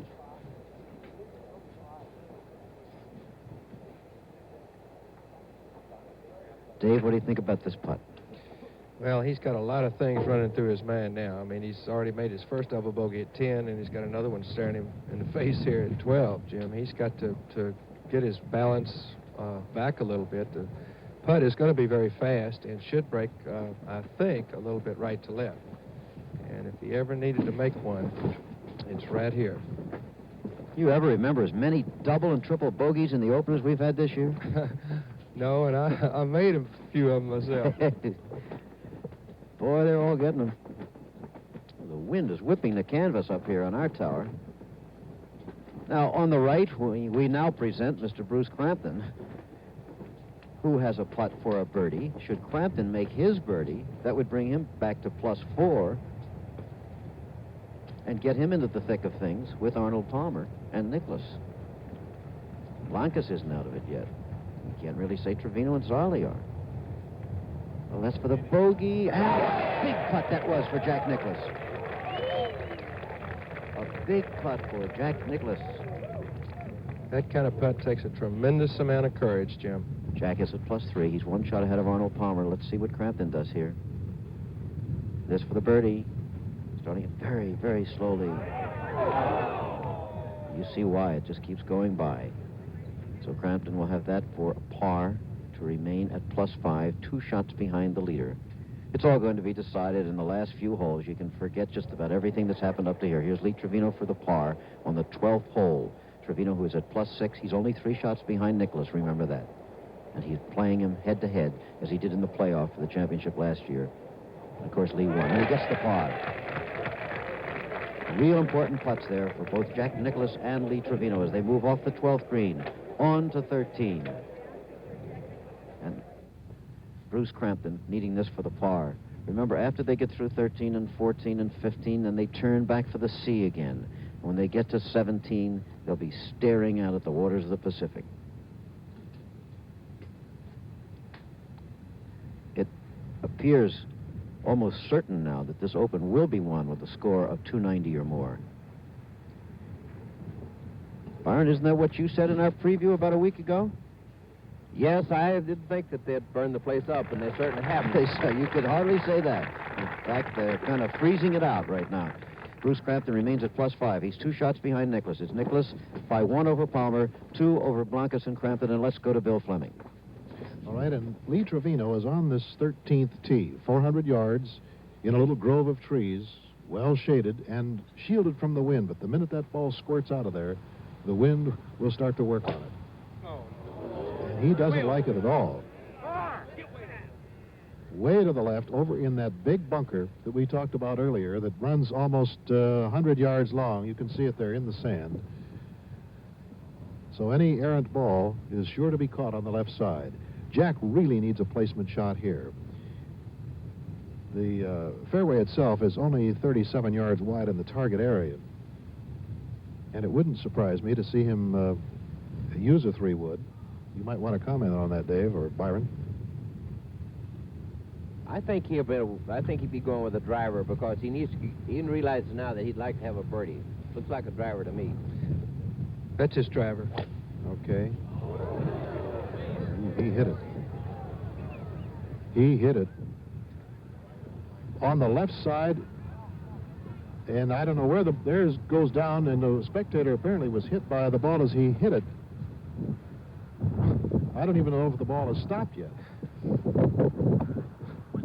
Bill, so it has stopped in the middle of the road there. It hit the lady on the foot. She didn't see it coming. But one thing, you must play off the road in the tournament. He's not going to get a drop from there, so he's going to have a shot that I'm sure he doesn't practice too often.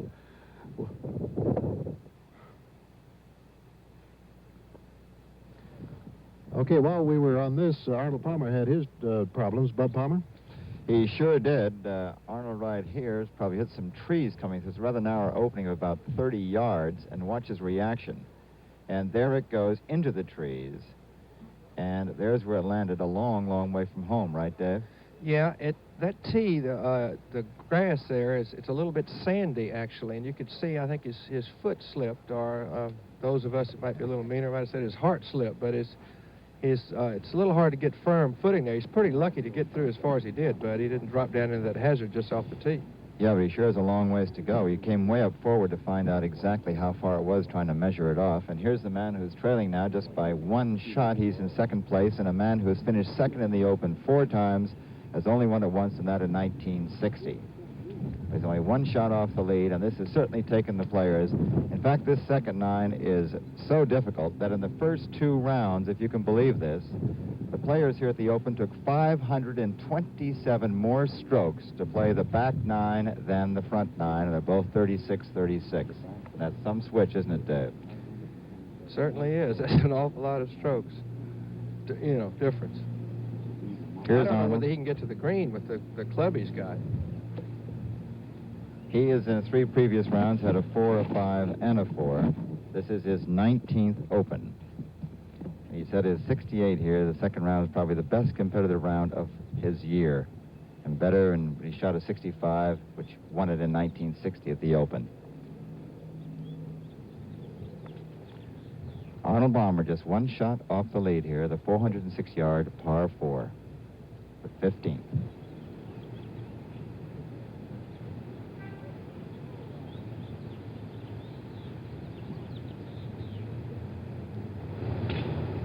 Here it comes. He's hooked it. It's going to go into the crowd, maybe. It comes down. No, kicks into the rough. He's given himself about, I'd say that's about 65 yards away from the green. This is the shot he has now. He has to come over a little bit, just the corner of that bunker on the left. And now, Bill Fleming, you got a heap of problems there, as we can see. What's going on? Well, my problems aren't nearly as bad as Lee Trevino's and Jack Nicklaus's. Lee is about 165 yards from the flag in that big bunker, and he sends it to the right. And this may go into the rough, and it does stay in the high grass.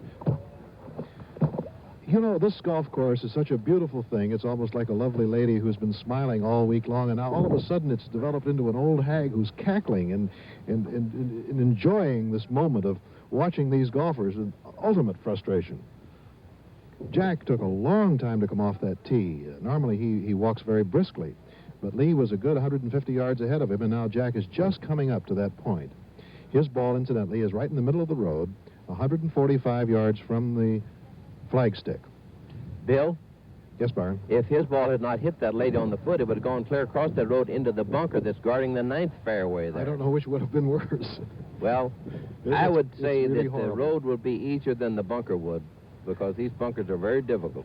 Well, here's, Byron, it appears to me as if the only really shot he has is just to try to bounce it up maybe 15 or 20 feet in front of the green and just try to hope that it will roll true to the flag, because there will be certainly no way to stop the ball, I wouldn't think. Hitting it off plate glass like that. Well, if you catch the ball exactly right off a hard turf, you can stop it. But if you were to hit a little bit behind it, then it will throw the ball, and you're exactly right. It would run very, very fast. So, Right, that's just at the best, he has a very difficult shot. It's just a dirt road. It's been used and ground down by the spectators during the course of this Open, of course. Lee Trevino is up 60 or 70 yards short of the green in the rough, and Jack is getting ready for his second shot. Jack has lost 3 strokes to par in the last 3 holes, a double bogey at 10 and a bogey that you just saw at 12. And this is a critical shot because he only has a 1-shot lead on Arnold Palmer, but Arnie, as we talked about it, Bud, is in the high grass there. He sure is, Bill. He's about, I said 60 yards, about 50 yards from the pin, and it's real deep down there, isn't it, Dave?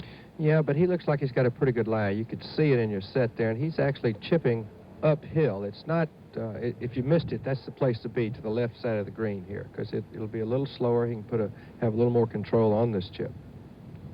This is his 3rd shot on the par 4 15. 1 shot off the lead.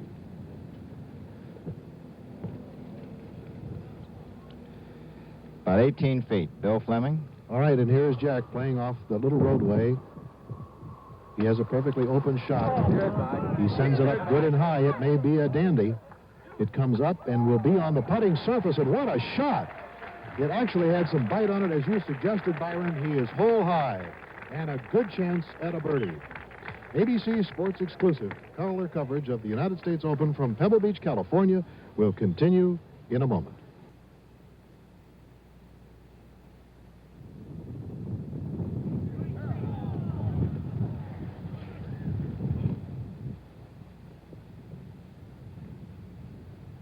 Lee Trevino in the high grass, his third shot. And look at this. Talk about touch and finesse. The ball hits and curls right in toward the cup. Absolutely a beautiful shot, and still leaves him in position for his par putt. Now let's go to 15. Well, on 15 here, we left Arnold Palmer with about an 18-foot downhill putt. He went for it boldly, just slipped by. He has this for his bogey right now. And that'll put him 2 strokes off the pace. Jack Nicklaus later. He has the bogey. And that puts him 5 over in a tie with Homero Blancas and Bruce Crampton for second place. Jack Nicklaus is 3 over. Tough break for Arnold on that drive, but Dave said he might have slipped a little bit. Bill Fleming? All right, this is a huge putt for Jack. Jack trying for his 13th major title, which would tie him with Bob Jones. He has a 2-stroke lead over Arnold Palmer. If he makes this, it could be 3 strokes.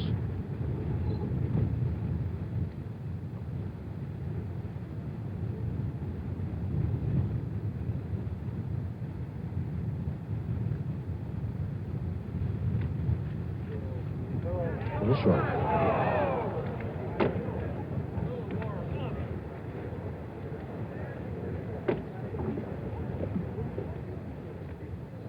You know, Jack really had a shot that will long be remembered when he hit it off that roadway after hooking his drive horribly off the tee here.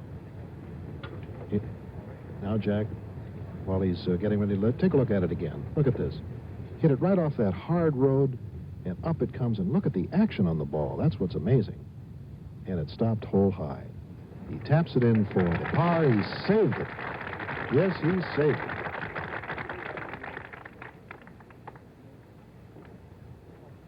You can't be too disappointed after the start. Now Lee Trevino, this to save his par after a truly great shot. Lee hasn't seen fairway on this hole. He was in the bunker on the left and the rough on the right. Now he's on the green. This is for the par, and not an easy putt at all. The golfers will tell you that the 13th hole putts harder than any hole on the golf course. This will have a huge break towards the ocean, toward his left. And it didn't get it. Now let's go to Frank Gifford. And the tee shot of Arnold Palmer at 16. You must place the ball well. Slight dog leg to the right, not long, 400 yards. Meanwhile, Trevino has bogeyed 15, and Palmer is in the rough on the right. He will have a line of sight to the pin, and this is Homero Blancas. This is for a 4. Trickling by, so Homero, who is a 5 over par, will have this for a bogey to go 6 over par. Homero hit his second shot into the bunker that is in the front of the green here at 16. Blasted out. This again for a bogey. So Homero Blancas is 6 over par. And the final round of the U.S. Open Golf Championship from Pebble Beach, California continues in a moment.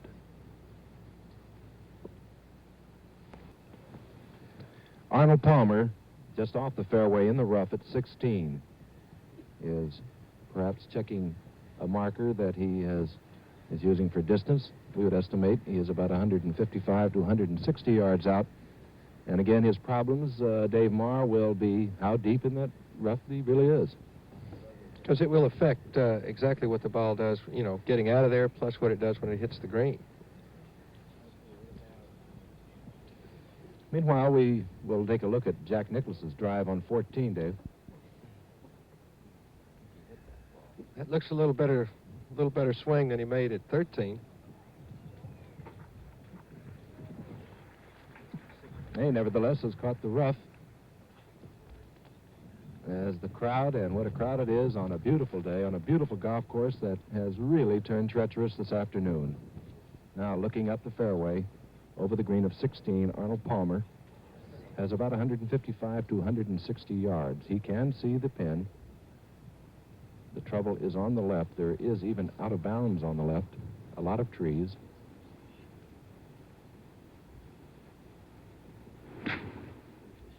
And he has it moving off to the right, and he may go over the green. He does, and just stops short of the bunker. He'll have a very difficult stance coming back, a very difficult shot for Arnold Palmer.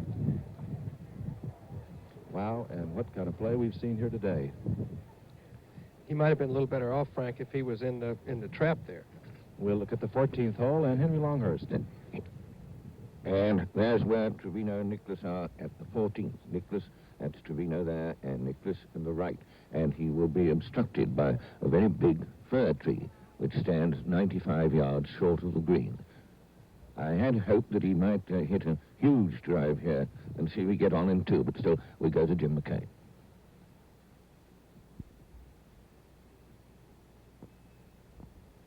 U.S. Open is really only the beginning of a tremendously exciting summer for those of us at ABC Sports, and we certainly hope for you at home, too. It's going to be climaxed at the end of August and the beginning of September by the Summer Olympic Games in Munich, West Germany. They truly should be magnificent. I think the most exciting Olympics that have ever been held.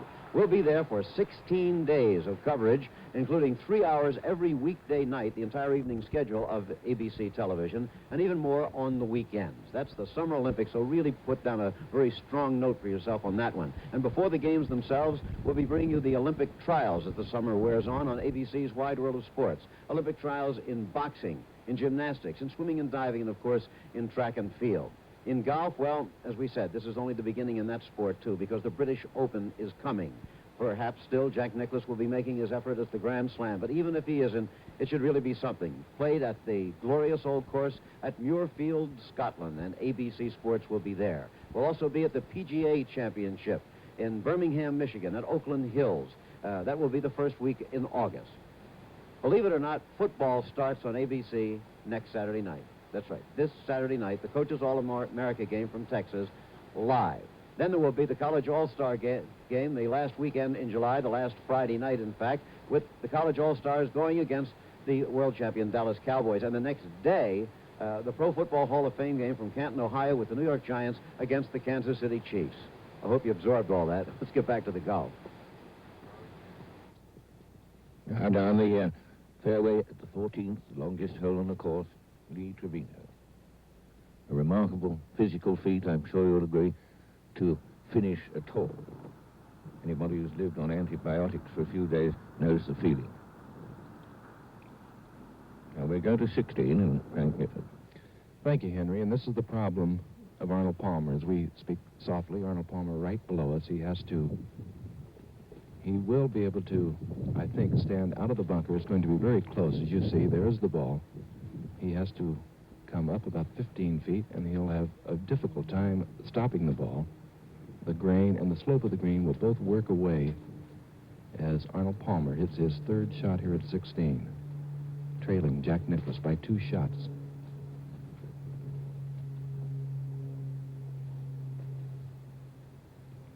Very difficult, Dave Marr, this stance. Well, he's, got no stance, really, but I think he's trying to see what is under the ball exactly, because he's got to try to hit just as soft a shot as he can. As you pointed out, he's going straight downhill, and down grain is almost no way to get it close. A difficult golf course. Jack Nicklaus found the abalones and the lobsters on 10. A few minutes ago, Tony Jacklin was putting out. A deer burst out of the woods, ran across just short of the green. Even the deer couldn't get on the green, right?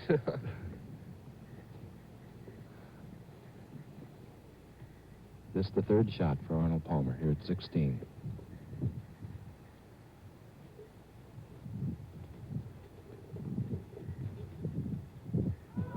That will go well by, but a fine shot considering the circumstances. Trickling across the green, just off the fringe, but as you can see, sitting up. As we go quickly now to Henry Longhurst. And we're back to the 14th. Bruce Crampton sizing up a putt for his par 5.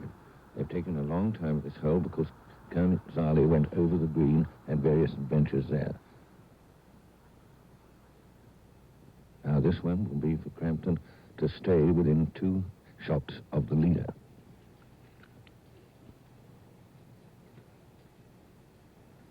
They're more than a couple of feet, but a very tricky green. Ah, dear.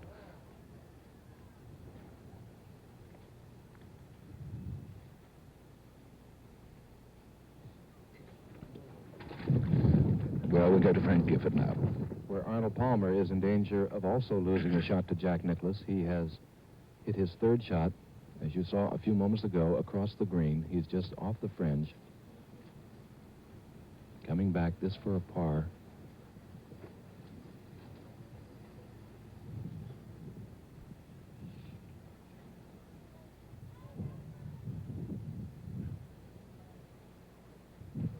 Oh, and just missing on the left side. He wanted that. And we go back now to Henry Longhurst. Now, Nicklaus, I reckon in length he could make this green in 2. But there's this huge fir tree exactly between him and the flag.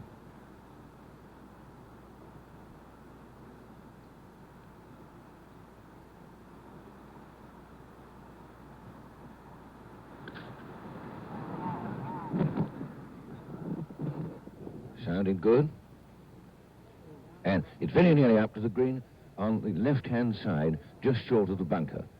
And Lee Trevino also had a tremendous hit at it, and he's just beside the bunker on the right. They're much nearer than we saw anybody else on either day. They're both in the grass. So we go back to Frank Gifford. Arnold Palmer with this short putt, but they're all dangerous here today. This for his bogey. Palmer over the green in 2, across the green in 3, chip back to this position, this for the bogey, which he picks up here at 16. He'll move over to 17, an awesome hole coming up for Arnold Palmer. He now trails Jack Nicklaus by 3 shots. And we'll go back now to Henry Longhurst and Lee Trevino. And now we'll go back and see the tape of Trevino's 2nd shot at the long 14th. You see, really hits it as hard as he possibly could. And it comes right up, nearly onto the green, just short of the bunker on the right-hand side. Very fine shot, but he's got a very, very tricky one to follow, to just sort of nick it over the edge of the bunker and try and stop it with the wind behind.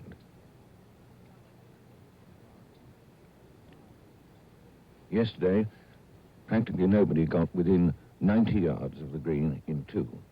Now, Nicklaus has very nearly made the distance with an iron. He's in the grass just on the left, that's his left, of the big bunker there, and he's going to have a very, very tricky little shot out of that. It's that sort of grass that seems to seize on the club head and twist it round.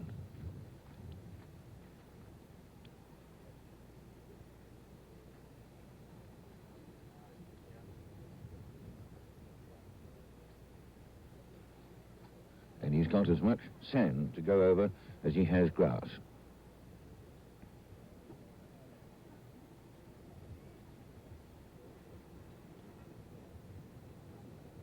The pin is only 18 feet on the green. So he's got to elevate it out of that rough stuff, get it up onto the top and stop it. Be a really masterly shot if he gets it within 10 or 12 feet.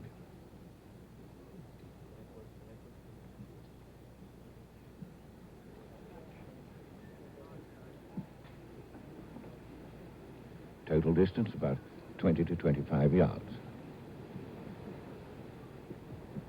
There's the shot he has to play.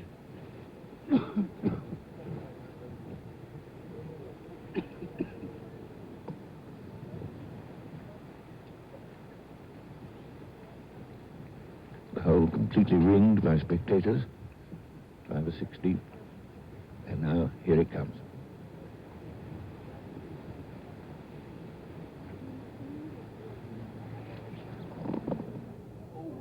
Oh, that's beautifully played. Just pitched on the fringe, which pulled it up, and he's no more than 5 feet away. Tiny bit of luck went with it, but then you've got to have that. Beautifully executed shot. And now Trevino.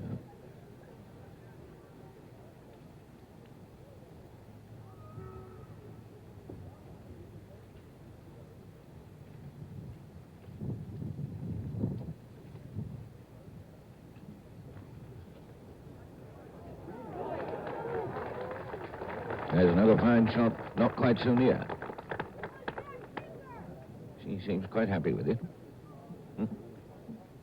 Now we go to Chris Schenkel. And here's your first look today at the par 3 17th. 218 yards long. You can see the velocity of the wind on the flag on an hourglass green lying in a huge ring of bunkers is Arnold Palmer now, who is 6 over par, a round of 78 going, 3 shots away from Jack Nicklaus, Palmer, Crampton, and Blancas at 6 over. What a face. You notice he had his hand on his wood there, Chris, and he stuck it back in the bag. Remember yesterday he used an iron and found the bunker right before the green. Finally went for the wood because he realizes he must get a 2 here, and he can't really, I don't think there's any way he could reach this green 218 yards away with an iron, because that wind is quite strong, even as strong as Arnie plays it with a 1 iron.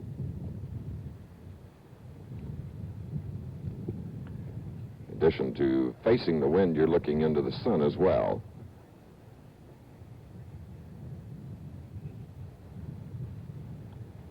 While Arnie's deciding, here's Henry. Back on the 14th. Trevino from about 10 feet.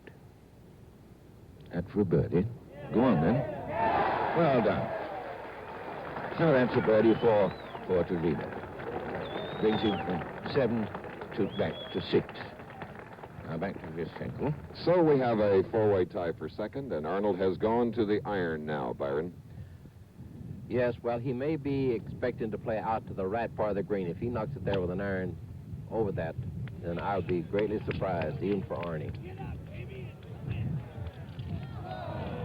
That's what I thought. He knocked it out on the front part of the green. This is the green we've talked about, this hourglass green, and he's got about a 70-foot putt for a birdie. And does he need a birdie? Wow. Okay, Henry. And now back to the 14th. Here's this crucial putt for Jack Nicklaus. If he could just make this, he'd almost spread eagle the field. This for a birdie on the long 14th.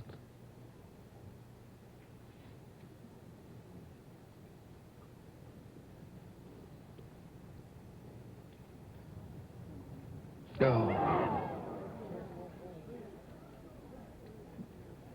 Yeah, oh dear.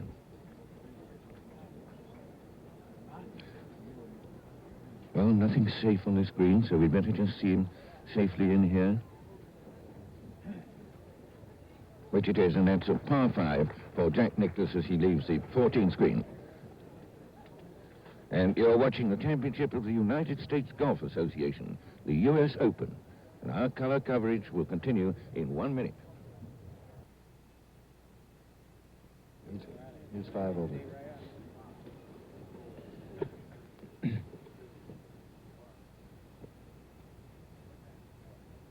Just one of the many beauty shots here at Pebble Beach, Carmel Bay.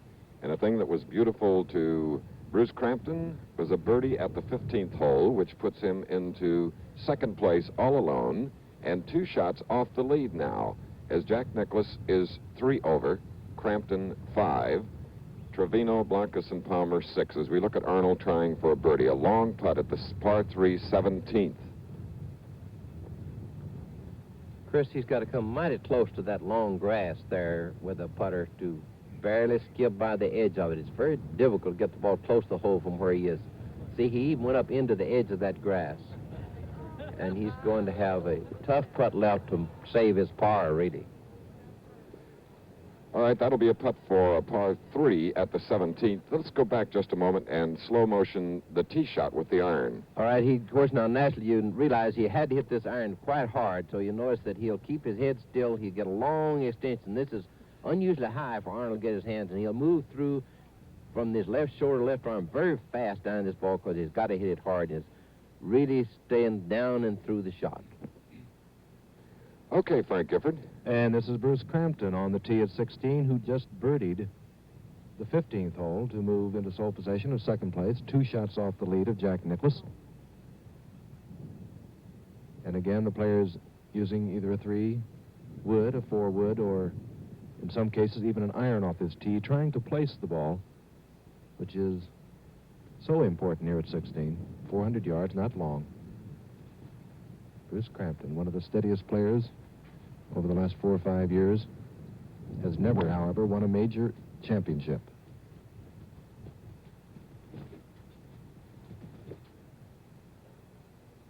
And Crampton in the fairway on the left side as we go now back to Chris Schenkel. All right, and this is a putt by Arnold Palmer at the par 3 17th for a par.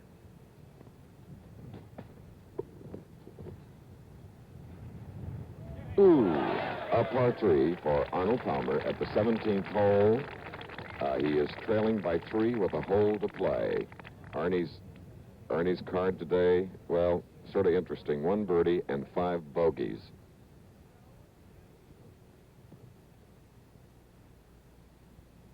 And that's in the middle of the fairway. You can see Lee Trevino. He is going to hit first.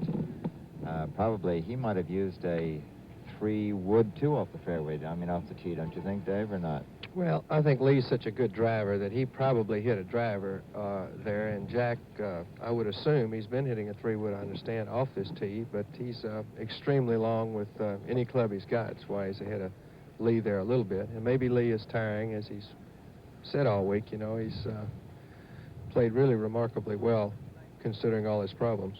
He's at about 256 yards, has about 150 yards coming in here. I think the amazing thing about the day so far, we only have one, if my records are right, one subpar round. That was by Mason Rudolph, who was first off with a 70. The amateur Jim Simons, who is a leading amateur, had a 72. He is in at plus 13, and Tommy Kite is in at plus 14. The leader in the clubhouse right now is Chichi Rodriguez, along with Cesar Sanudo at plus 11, plus 12, Billy Casper, Bert Yancey, and Bobby Nichols. As we go back out to Lee Trevino again, he has about 150 yards coming in here. He's got a little bit of a downhill lie, but it shouldn't bother Lee too much. He'll play some sort of left to right shot in here, I feel like. It's right on the flag if it isn't too long. And just holds up. He's about 25 feet away from the pin, and boy, is that going to be fast. And look at Arnold on the 18th trying to figure out exactly what he has to do. He's played it enough. And now we're on the 17th as we switch back to Lee. A little discouraged with that. And to Jack Nicklaus, who's out about 10 yards ahead of Lee. He's out about 260, gives him about 150 or 145 coming in here. I think Lee might be a little discouraged, Bud, because where he put it, it's almost impossible to get down in 2. It is fast from there. It's downhill. Jack is parred, bogeyed and parred this hole, and his rounds are 74, 72, 71. He's played the back 9 the first 3 rounds at 1 under par.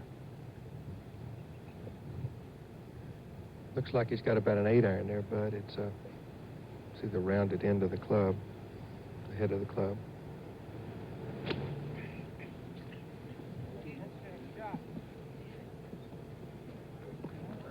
And look at that one, about 12 feet, I would say, at most.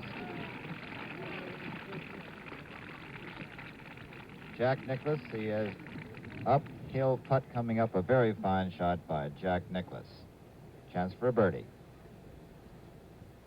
I'm Bud Palmer, and with me is the former PGA champion Dave Marr, whom, like many top golfers, did not survive the cut here. But, Dave, you did play 2 rounds here, and what about these final holes from 15 on in? They are tough. Well, just like the rest, of course, but they're great holes. 15 and 16 are not very long, actually. You might see some of the players using 3-woods off the tees to keep the ball in the fairway, because they are holes where if you keep it in the fairway, you can make birdies. And then you have 17, which is, I think, probably will be a wood shot today for most players. Very long par 3, straight into the wind and a great hole. And, of course, 18 along the ocean is a par 5 that probably can't be reached by most players. I would say Nicklaus is the only one that probably could, but a hole you can birdie. Well, let's take a look at the 15th right now, and here's the model of it. Dave, you played it. How about describing it? Well, there's your tee area and the barranca just in front of the tee there. You must stay away from those trees. It's out of bounds to the right, and you see the perfect place to try to drive. And second shot, you try to avoid the traps and the crosswind. Now let's go to Frank Gifford on 16. Thank you, Bud. And David also played 16, and I know he would kind of characterize this hole as being a little delicate. He mentioned that the players will be using either a 3 or 4 wood or possibly an iron, a 1 iron, or a 2 iron in this hole because you must place your drive very carefully. Here's the ideal position. There's a fairway bunker on the left that you must avoid. There's a fairway bunker on the right. There are trees on either side of the green as you hit your second approach shot. There is out of bounds on the left, and here's how the golfers have played through 54 holes. Now over to Chris Schenkel and Byron Nelson. And there's always excitement, Byron, at 17 and 18 here at Pebble Beach, including yesterday's. Trevino made 2 birdies on the final 2 holes, while Jack Nicklaus parred them both. Yes, there are 2 magnificent finishing holes. Here's the model of the 17th hole, 218 yards. You see all these bunkers around this 17th hole.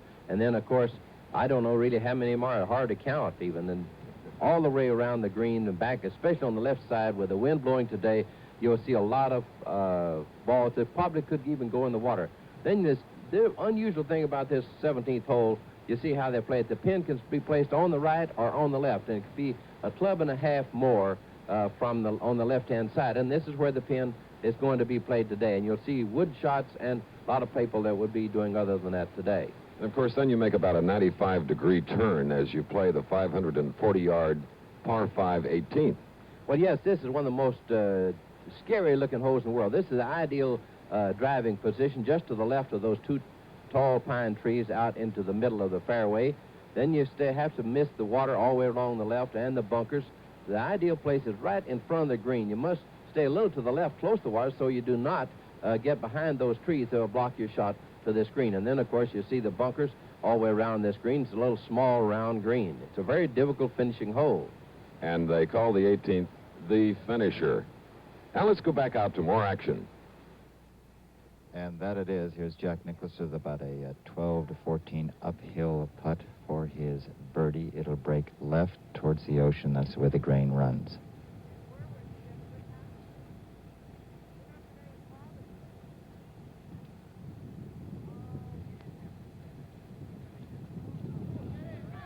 And it goes in.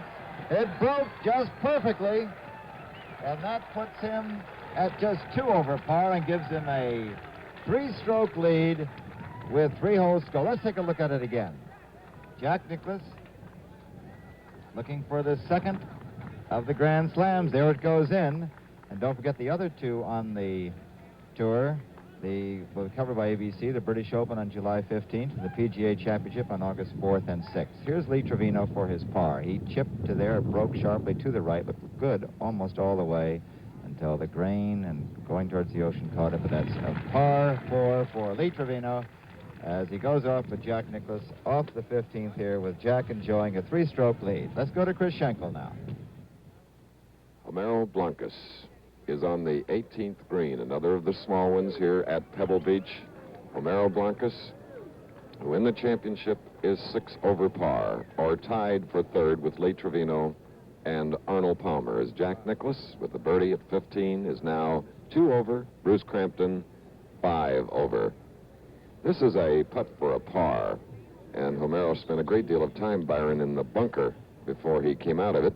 Yes, they had some sort of a ruling there in the bunker, and I don't know what it could be, but at any rate, had 2 USGA officials there with him, and then he dropped the ball, so... On the right, you see Bruce Crampton, and what a fine par 5 for Homero Blancas at the finisher, the home hole, the 72nd hole in this championship.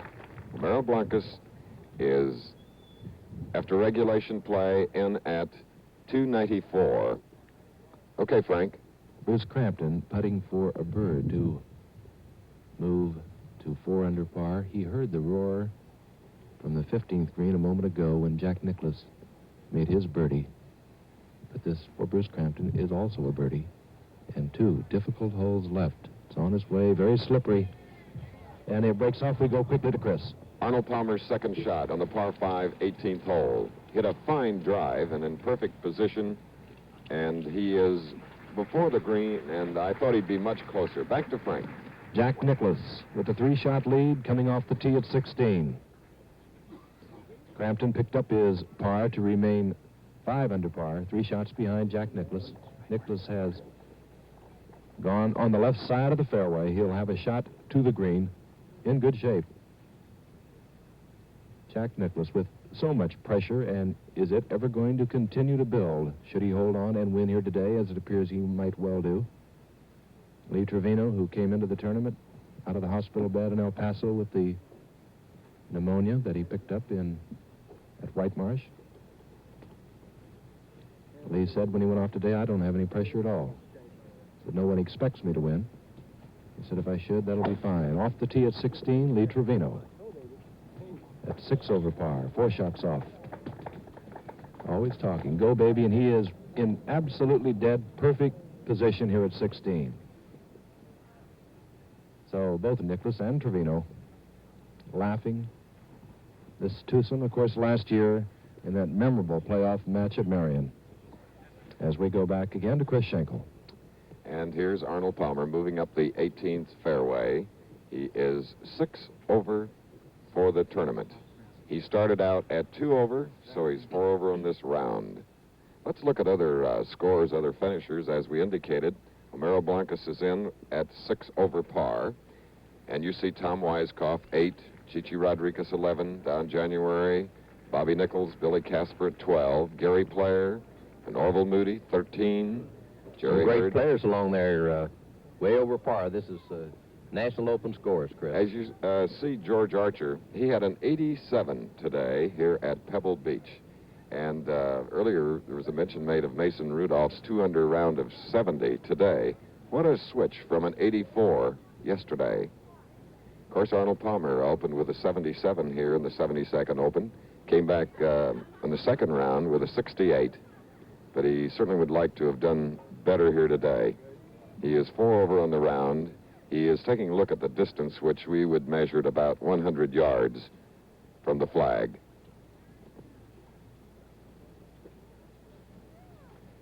And from one of our 23 color cameras in a crane behind the 18th green here, you get a high-up shot down on one of the most photographed golf holes in the world.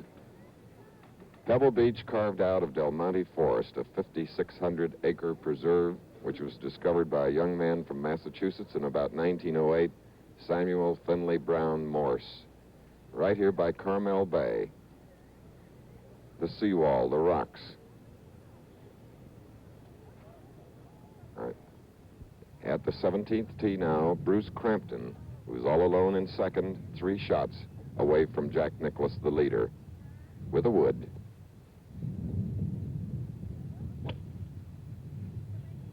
We have a diminishing wind now as it becomes a little later in the afternoon here in Pebble Beach, California. You can see that the flag and Bruce Crampton has found the bunker.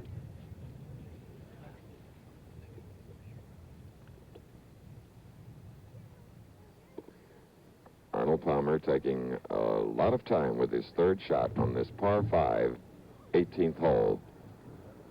Chris, I'd say he's probably going with a strong wedge because the pin's cut real close to the front of the green. So he must stop the ball very quickly.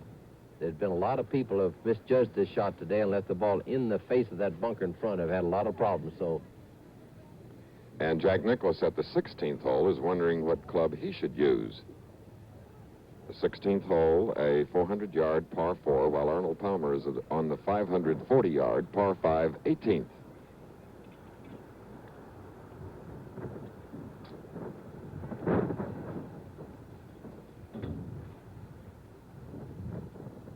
A lot of indecision or decision one, Chris, whichever you want to call it. Arnie goes back to the golf bag.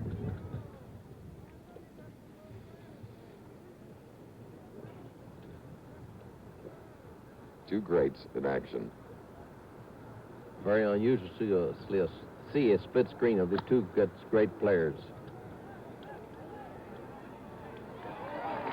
Arnie chose the right club. Let's see if Jack did. Well, just off the putting surface at the 16th hole. Jack Nicklaus on the right, while Arnold Palmer has delighted his fans with a super third shot on the par 5, 18th hole. You're watching the United States Open played at beautiful Pebble Beach. Action continues in a moment.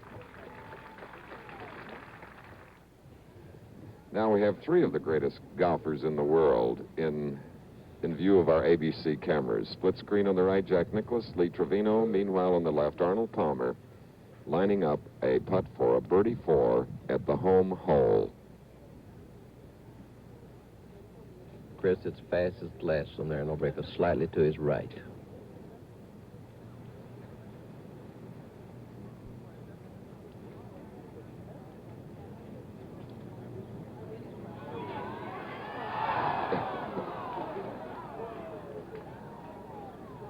You can almost see the strain, the pressure on these golfers' faces. Byron of the United States Open, and it's a par 5 for Arnold Palmer, and after regulation play, Arnold Palmer is in at 6 over, 294 for the 72nd Open, and we make a correction on Homero Blancas' score. There was a ruling in the bunker. He made a bogey instead of a par, so he's in at 7 over. So the leader at the moment is Arnold Palmer, but out on the course, it's Jack Nicklaus, 4 shots better. And speaking of the leader, there he is. And here's Frank Gifford. Well, Jack Nicklaus, of course, as you saw a moment ago, put his second shot just off the edge of the green, just on the fringe. But he has a very difficult putt. Byron Nelson mentioned the slipperiness of the green at 18. From where Jack is, we have watched player after player 3-putt this green. It is lightning fast coming down, a slight break to the left. And what a study in concentration. One of the really great champions, not only on the golf course, he's something else off. Always has time for anyone.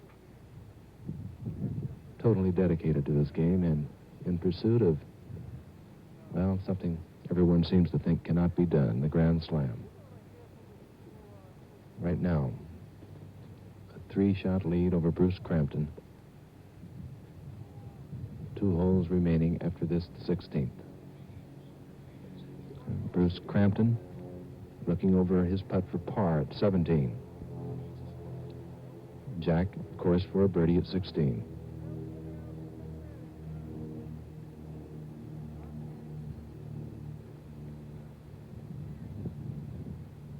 Bruce Crampton, who has never won a major title. Nicklaus, who has won so many, 2 U.S. Opens. So Crampton remains 3 shots off the lead. And now this difficult putt for Jack Nicklaus, about 52 or 3 feet. And is it ever slippery?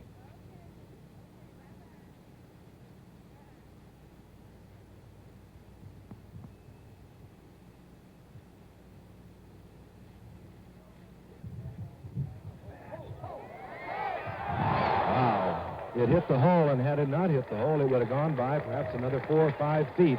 He still has a considerable putt coming back for par, but what a line Jack Nicklaus had on that putt. He shows you something every time you watch him. Lee Trevino now, looking over his putt. He'll have a putt of about 40 feet. Jack will mark, of course, and do a little house cleaning as Trevino goes back to his ball. His putt will break off to the left just a little bit.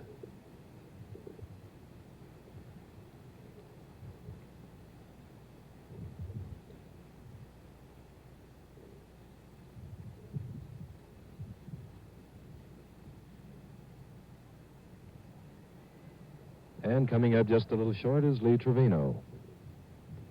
And he will have this remaining for his par. Trevino at 6 over par, 4 shots off the lead. Two dynamite holes left, 17 and 18.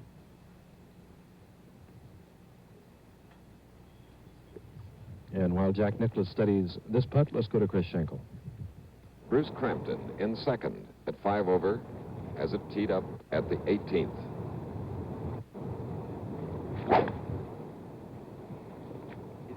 Again, that smooth swing, Byron. Yes, he just stands up and smooths it out there most every time he hits it. So it's come off to the right into the crowd as we look at Lee Trevino. Back to Frank Gifford. This for Lee Trevino's par at 16, which he has to remain 6 over par, 4 shots behind Jack Nicklaus, who has a considerable putt coming back.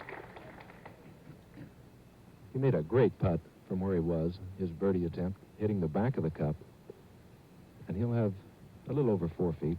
We'll call it about 4 feet. Again, the green so slippery, the wind has dried them out considerably. Of course, they're cut to U.S. Open specifications, and that means down the glass. This for his par 4 to remain 2 over par.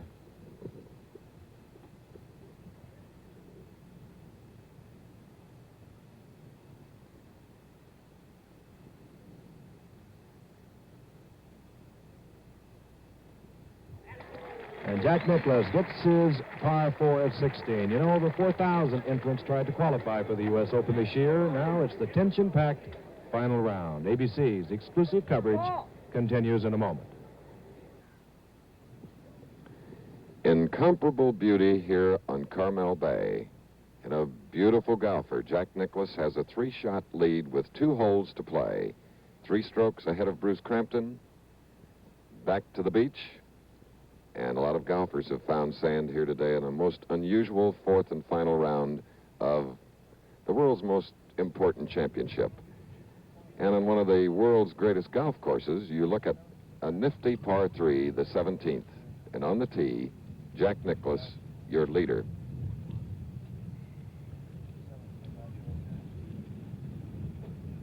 Very scientific, the approach that these golfers take to the game now, Byron, with their little charts and information. Meanwhile, here on 18, Bruce Crampton, who is all alone in second by a stroke. But back to the golf bag, Jack Nicklaus, he has selected an iron, it appears, for the 218-yard par 3. And at 18, the gallery moving back, so Bruce Crampton will have plenty of room. I'm sure that Jack on the 17th will play to that little short part of the green out in the front right, which is a club and a half short of where the pin is.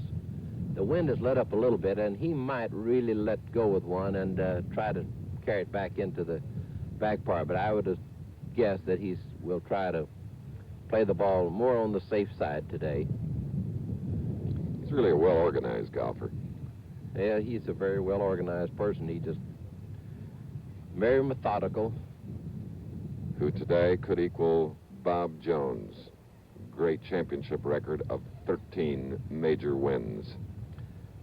The wind has let up a little bit right now. He may go for the big part of the green instead of the little front right. We'll just have to wait and see. But you'll see him really stay down to this one because this hole can give a lot of trouble.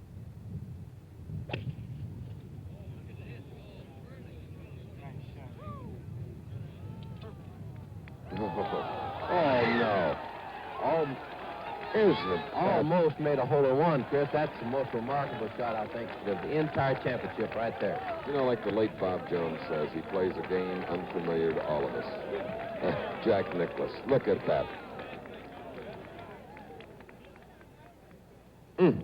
Well, it just makes you speechless. You just don't know what to say when the golfer is that good under the pressure. Now I can't wait for the British Open, Byron, at Muirfield, which we'll televise, and the PGA. Lee Trevino, the defending champion.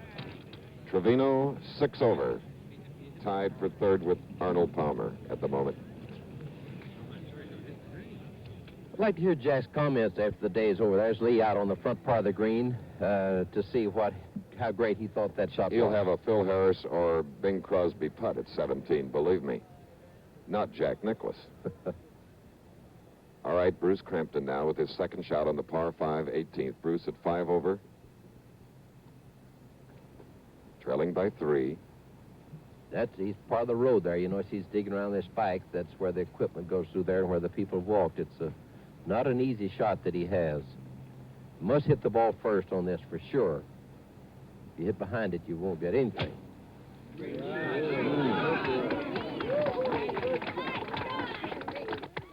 He's found the fairway here at the 18th hole. Well, you know, here the Del Monte Forest and Pebble Beach made an invaluable contribution to the preservation of natural beauty, and here's what we mean.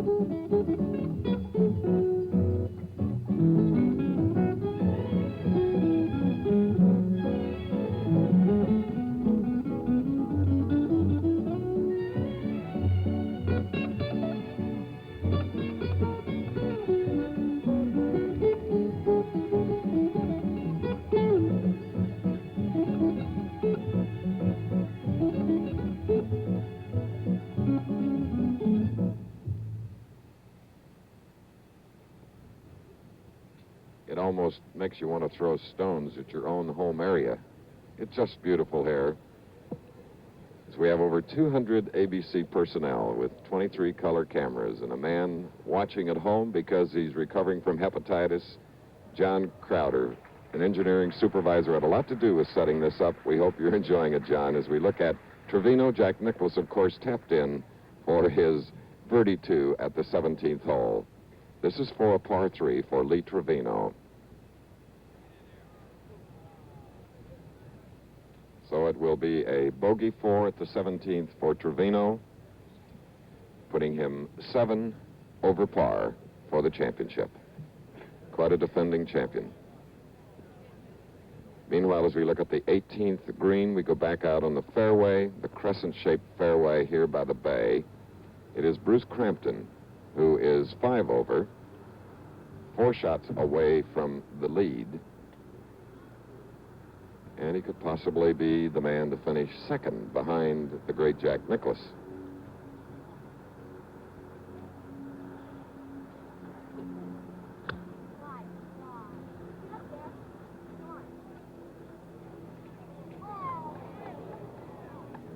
Just on the fringe here at the 18th green before Del Monte Lodge, as Jack Nicklaus, 540 yards away, gets ready to hit his drive at 18.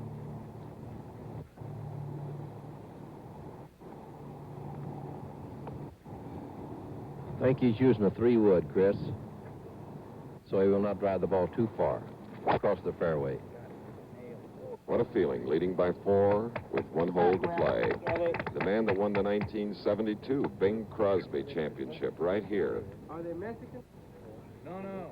I thought if it There it is. He didn't intend to come that close to that water, I'm sure, Chris, but it's in the fairway now, nevertheless. You know something, Byron? If Jack pars this hole, your prediction will be right on the button. Well, that would be most fortunate, Chris, but we were here and we, as you see, Trevina driving there. Trevina's done remarkably well in this tournament. But when you've played golf as long as I have, why, you look at the course, you try to determine the problems they'll have and try to guess. Yeah, but you do it all the time. You did it at Baltusrol when Jack won. You predicted the exact score, 275, in that victory. From Pebble Beach Golf Links in Pebble Beach, California, you're watching the United States Open Golf Championship. We'll return in a moment. If you're watching in color in the pink sweater, that is Bruce Crampton. He's looking over a long putt here at the 18th green for a 4 on this par 5 hole. He is in second place, all alone, at 5 over, 4 shots away from the leader, Jack Nicklaus. Arnold Palmer is 6 over and finished with regulation play. Chris, it's fast and it'll break to his right, but he has a wonderful touch, this man. He just keeps rolling it along, rolling it. Excellent putt from there. Right, and he'll have that short putt for his par 5 at the home hole to finish at 5 over par.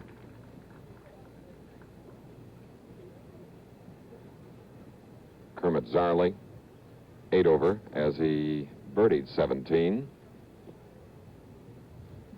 While they're arranging things here, let's get a slow motion view of Jack Nicklaus's tee shot on the final hole. Notice how beautifully his hands led this club, and see how nice and high his hands are. So many of us swing the club down and low and too much around, not high enough like this. His weight's balanced well back on his right side. He moves through look how well he's staying down. See, look what how his head is, how straight his left arm is, and how beautifully he used his left side. And, of course, his weight's finished now nicely over on his left foot. Well, that was with the wood. Now let's watch him with an iron, his second shot here on the par 5 18. From this position, you know he's going to play the ball right out into the front of the green because he's not going to take any chance of getting into the water. And he did. He played too far to the right, actually, but it's still just in the edge of the fairway, leaving him slightly blocked by this tree, but not much. Jack Nicklaus, who has 2 victories in the United States Open, on his way to his 3rd as we look at Lee Trevino, who has won the Open twice and is the defending champion. His second shot at 18. Actually, he's done a marvelous job of defending his title. It's a very difficult thing to do, and under the circumstances that he's had. Illness. Well, the Open is always the blend of the old and new among amateur and professional golfers. The greats have won this championship. And we're going to show you the previous winners, going all the way back to Horace Rawlins. After Bruce Crampton finishes 72 holes of play, he has a short putt to remain 5 over and in second place, worth $15,000.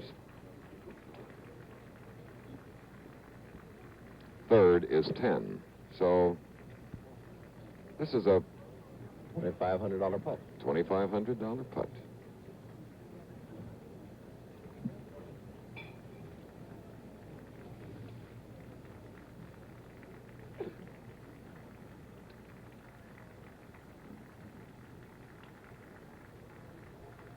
And there, ladies and gentlemen, is your runner-up in the 76th United States Open. The runner-up or second place. Let's look at the past winners.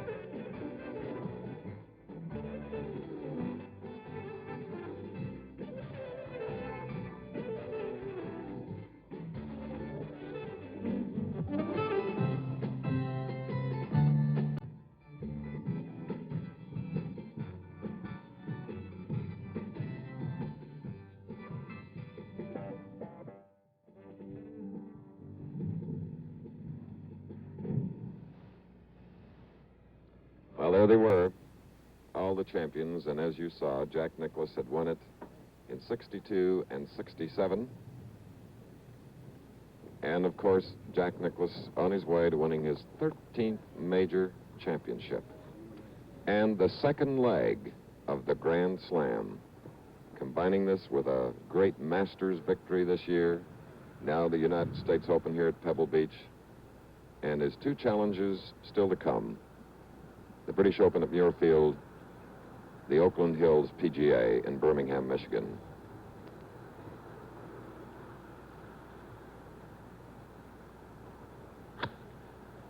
His third shot on the par 5, 18th, is on the green, about hole high. You know, as he played quite a bit of left of the flag, Chris, he did that because the tree was guarding him just a little bit. He wanted to play the ball safely out into the center of the green. Now, Lee Trevino, his third shot. Up in the air.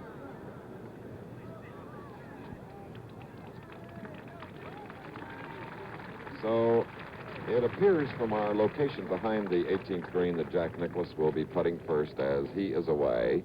And there you see the spectators who have come from all parts of not only this country, but countries the world over. Hugest press tent ever in the history of the United States Open. Over 500 writers, reporters from many countries, and to record for you as we have the third United States Open victory by this man, Jack Nicklaus. Look at that.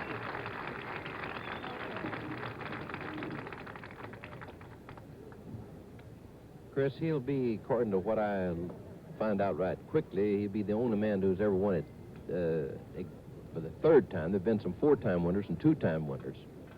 And this, of course, That's he's right. He's got a lot of time to go yet. Right. Four-time winners, Willie Anderson, Bob Jones, Ben Hogan.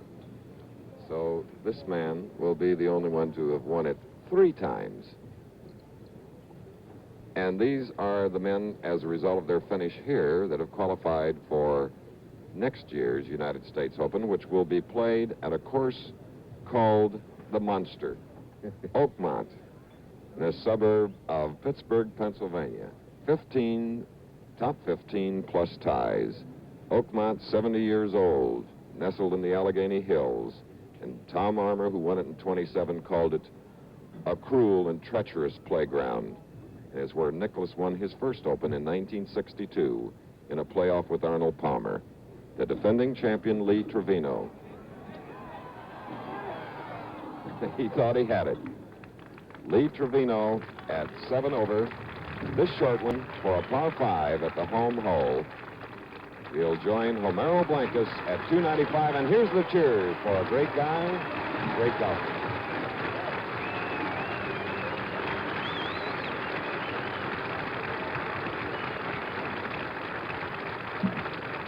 And, of course, we'll see him in Muirfield defending his British Open championship. And his chief competition will come from the man in the lemon sweater, whose game is nothing like a lemon. Boy, I'll say not. He seems to play just when he wants to. He seems to have the ability to rise to the occasion and plays absolutely. You know, we gets really up for all big tournaments. You know, an unprecedented golf telecast, and right here on ABC. It's due to our executive producer, Roone Arledge, our producer, Chuck Howard, our directors, Mac Hemian, Andy Sedaris, and Jim Jeanette, technical directors, John Allen, John Broderick, and Bill Morris, associate producer, Terry Jastro, associate director, Jack Gallivan, engineering folks, Lynn Bottom, Bob Armbruster, and Dave Seeley, and John Crowder, who unfortunately because of illness couldn't be here, unit managers Marshall Lopez, Bob Piatak, and Gary Posner. Our thanks to Bob Goodrich and Bob Kelly as well, and all of you for watching. Now, Jack wouldn't dare spoil your prediction by making this putt, Byron. He'll be all right. It would put him even for 72 holes if he makes it.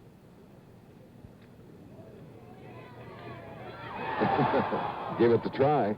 He gave it the try, that's right. That was his 4th stroke here at the par 5, 72nd hole.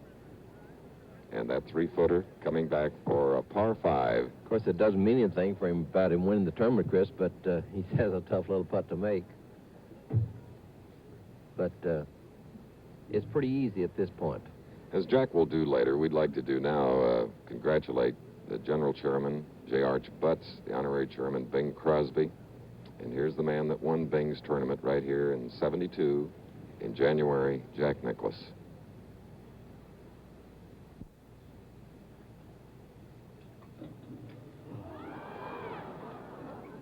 Jack. Told you that putt was hard.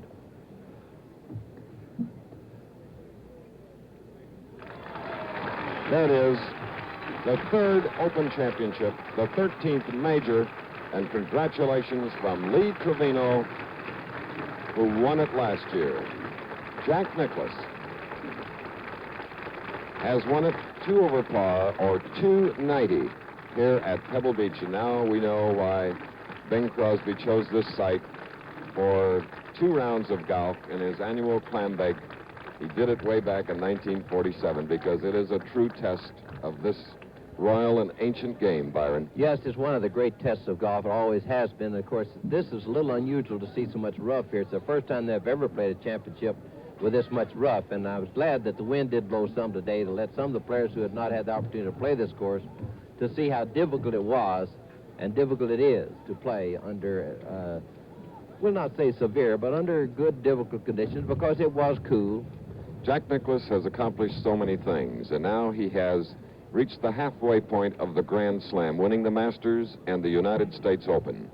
And we'll be at Muirfield to bring back via satellite his attempt to win the British Open at Muirfield, and then again the first week in August at Oakland Hills in Birmingham, Michigan for the PGA, the 4th and final leg of what is believed to be an impossibility, the Grand Slam. But if anybody will ever win it, it'll be that man, Jack Nicklaus, 290, winner here by 3 shots over Bruce Crampton. Our thanks to Bill Coleman and all his staff here at Del Monte Lodge. And once again, the result, Jack Nicklaus winning his 3rd United States Open. Air travel arranged through and a promotional fee paid by United Airlines. This has been an ABC Sports presentation.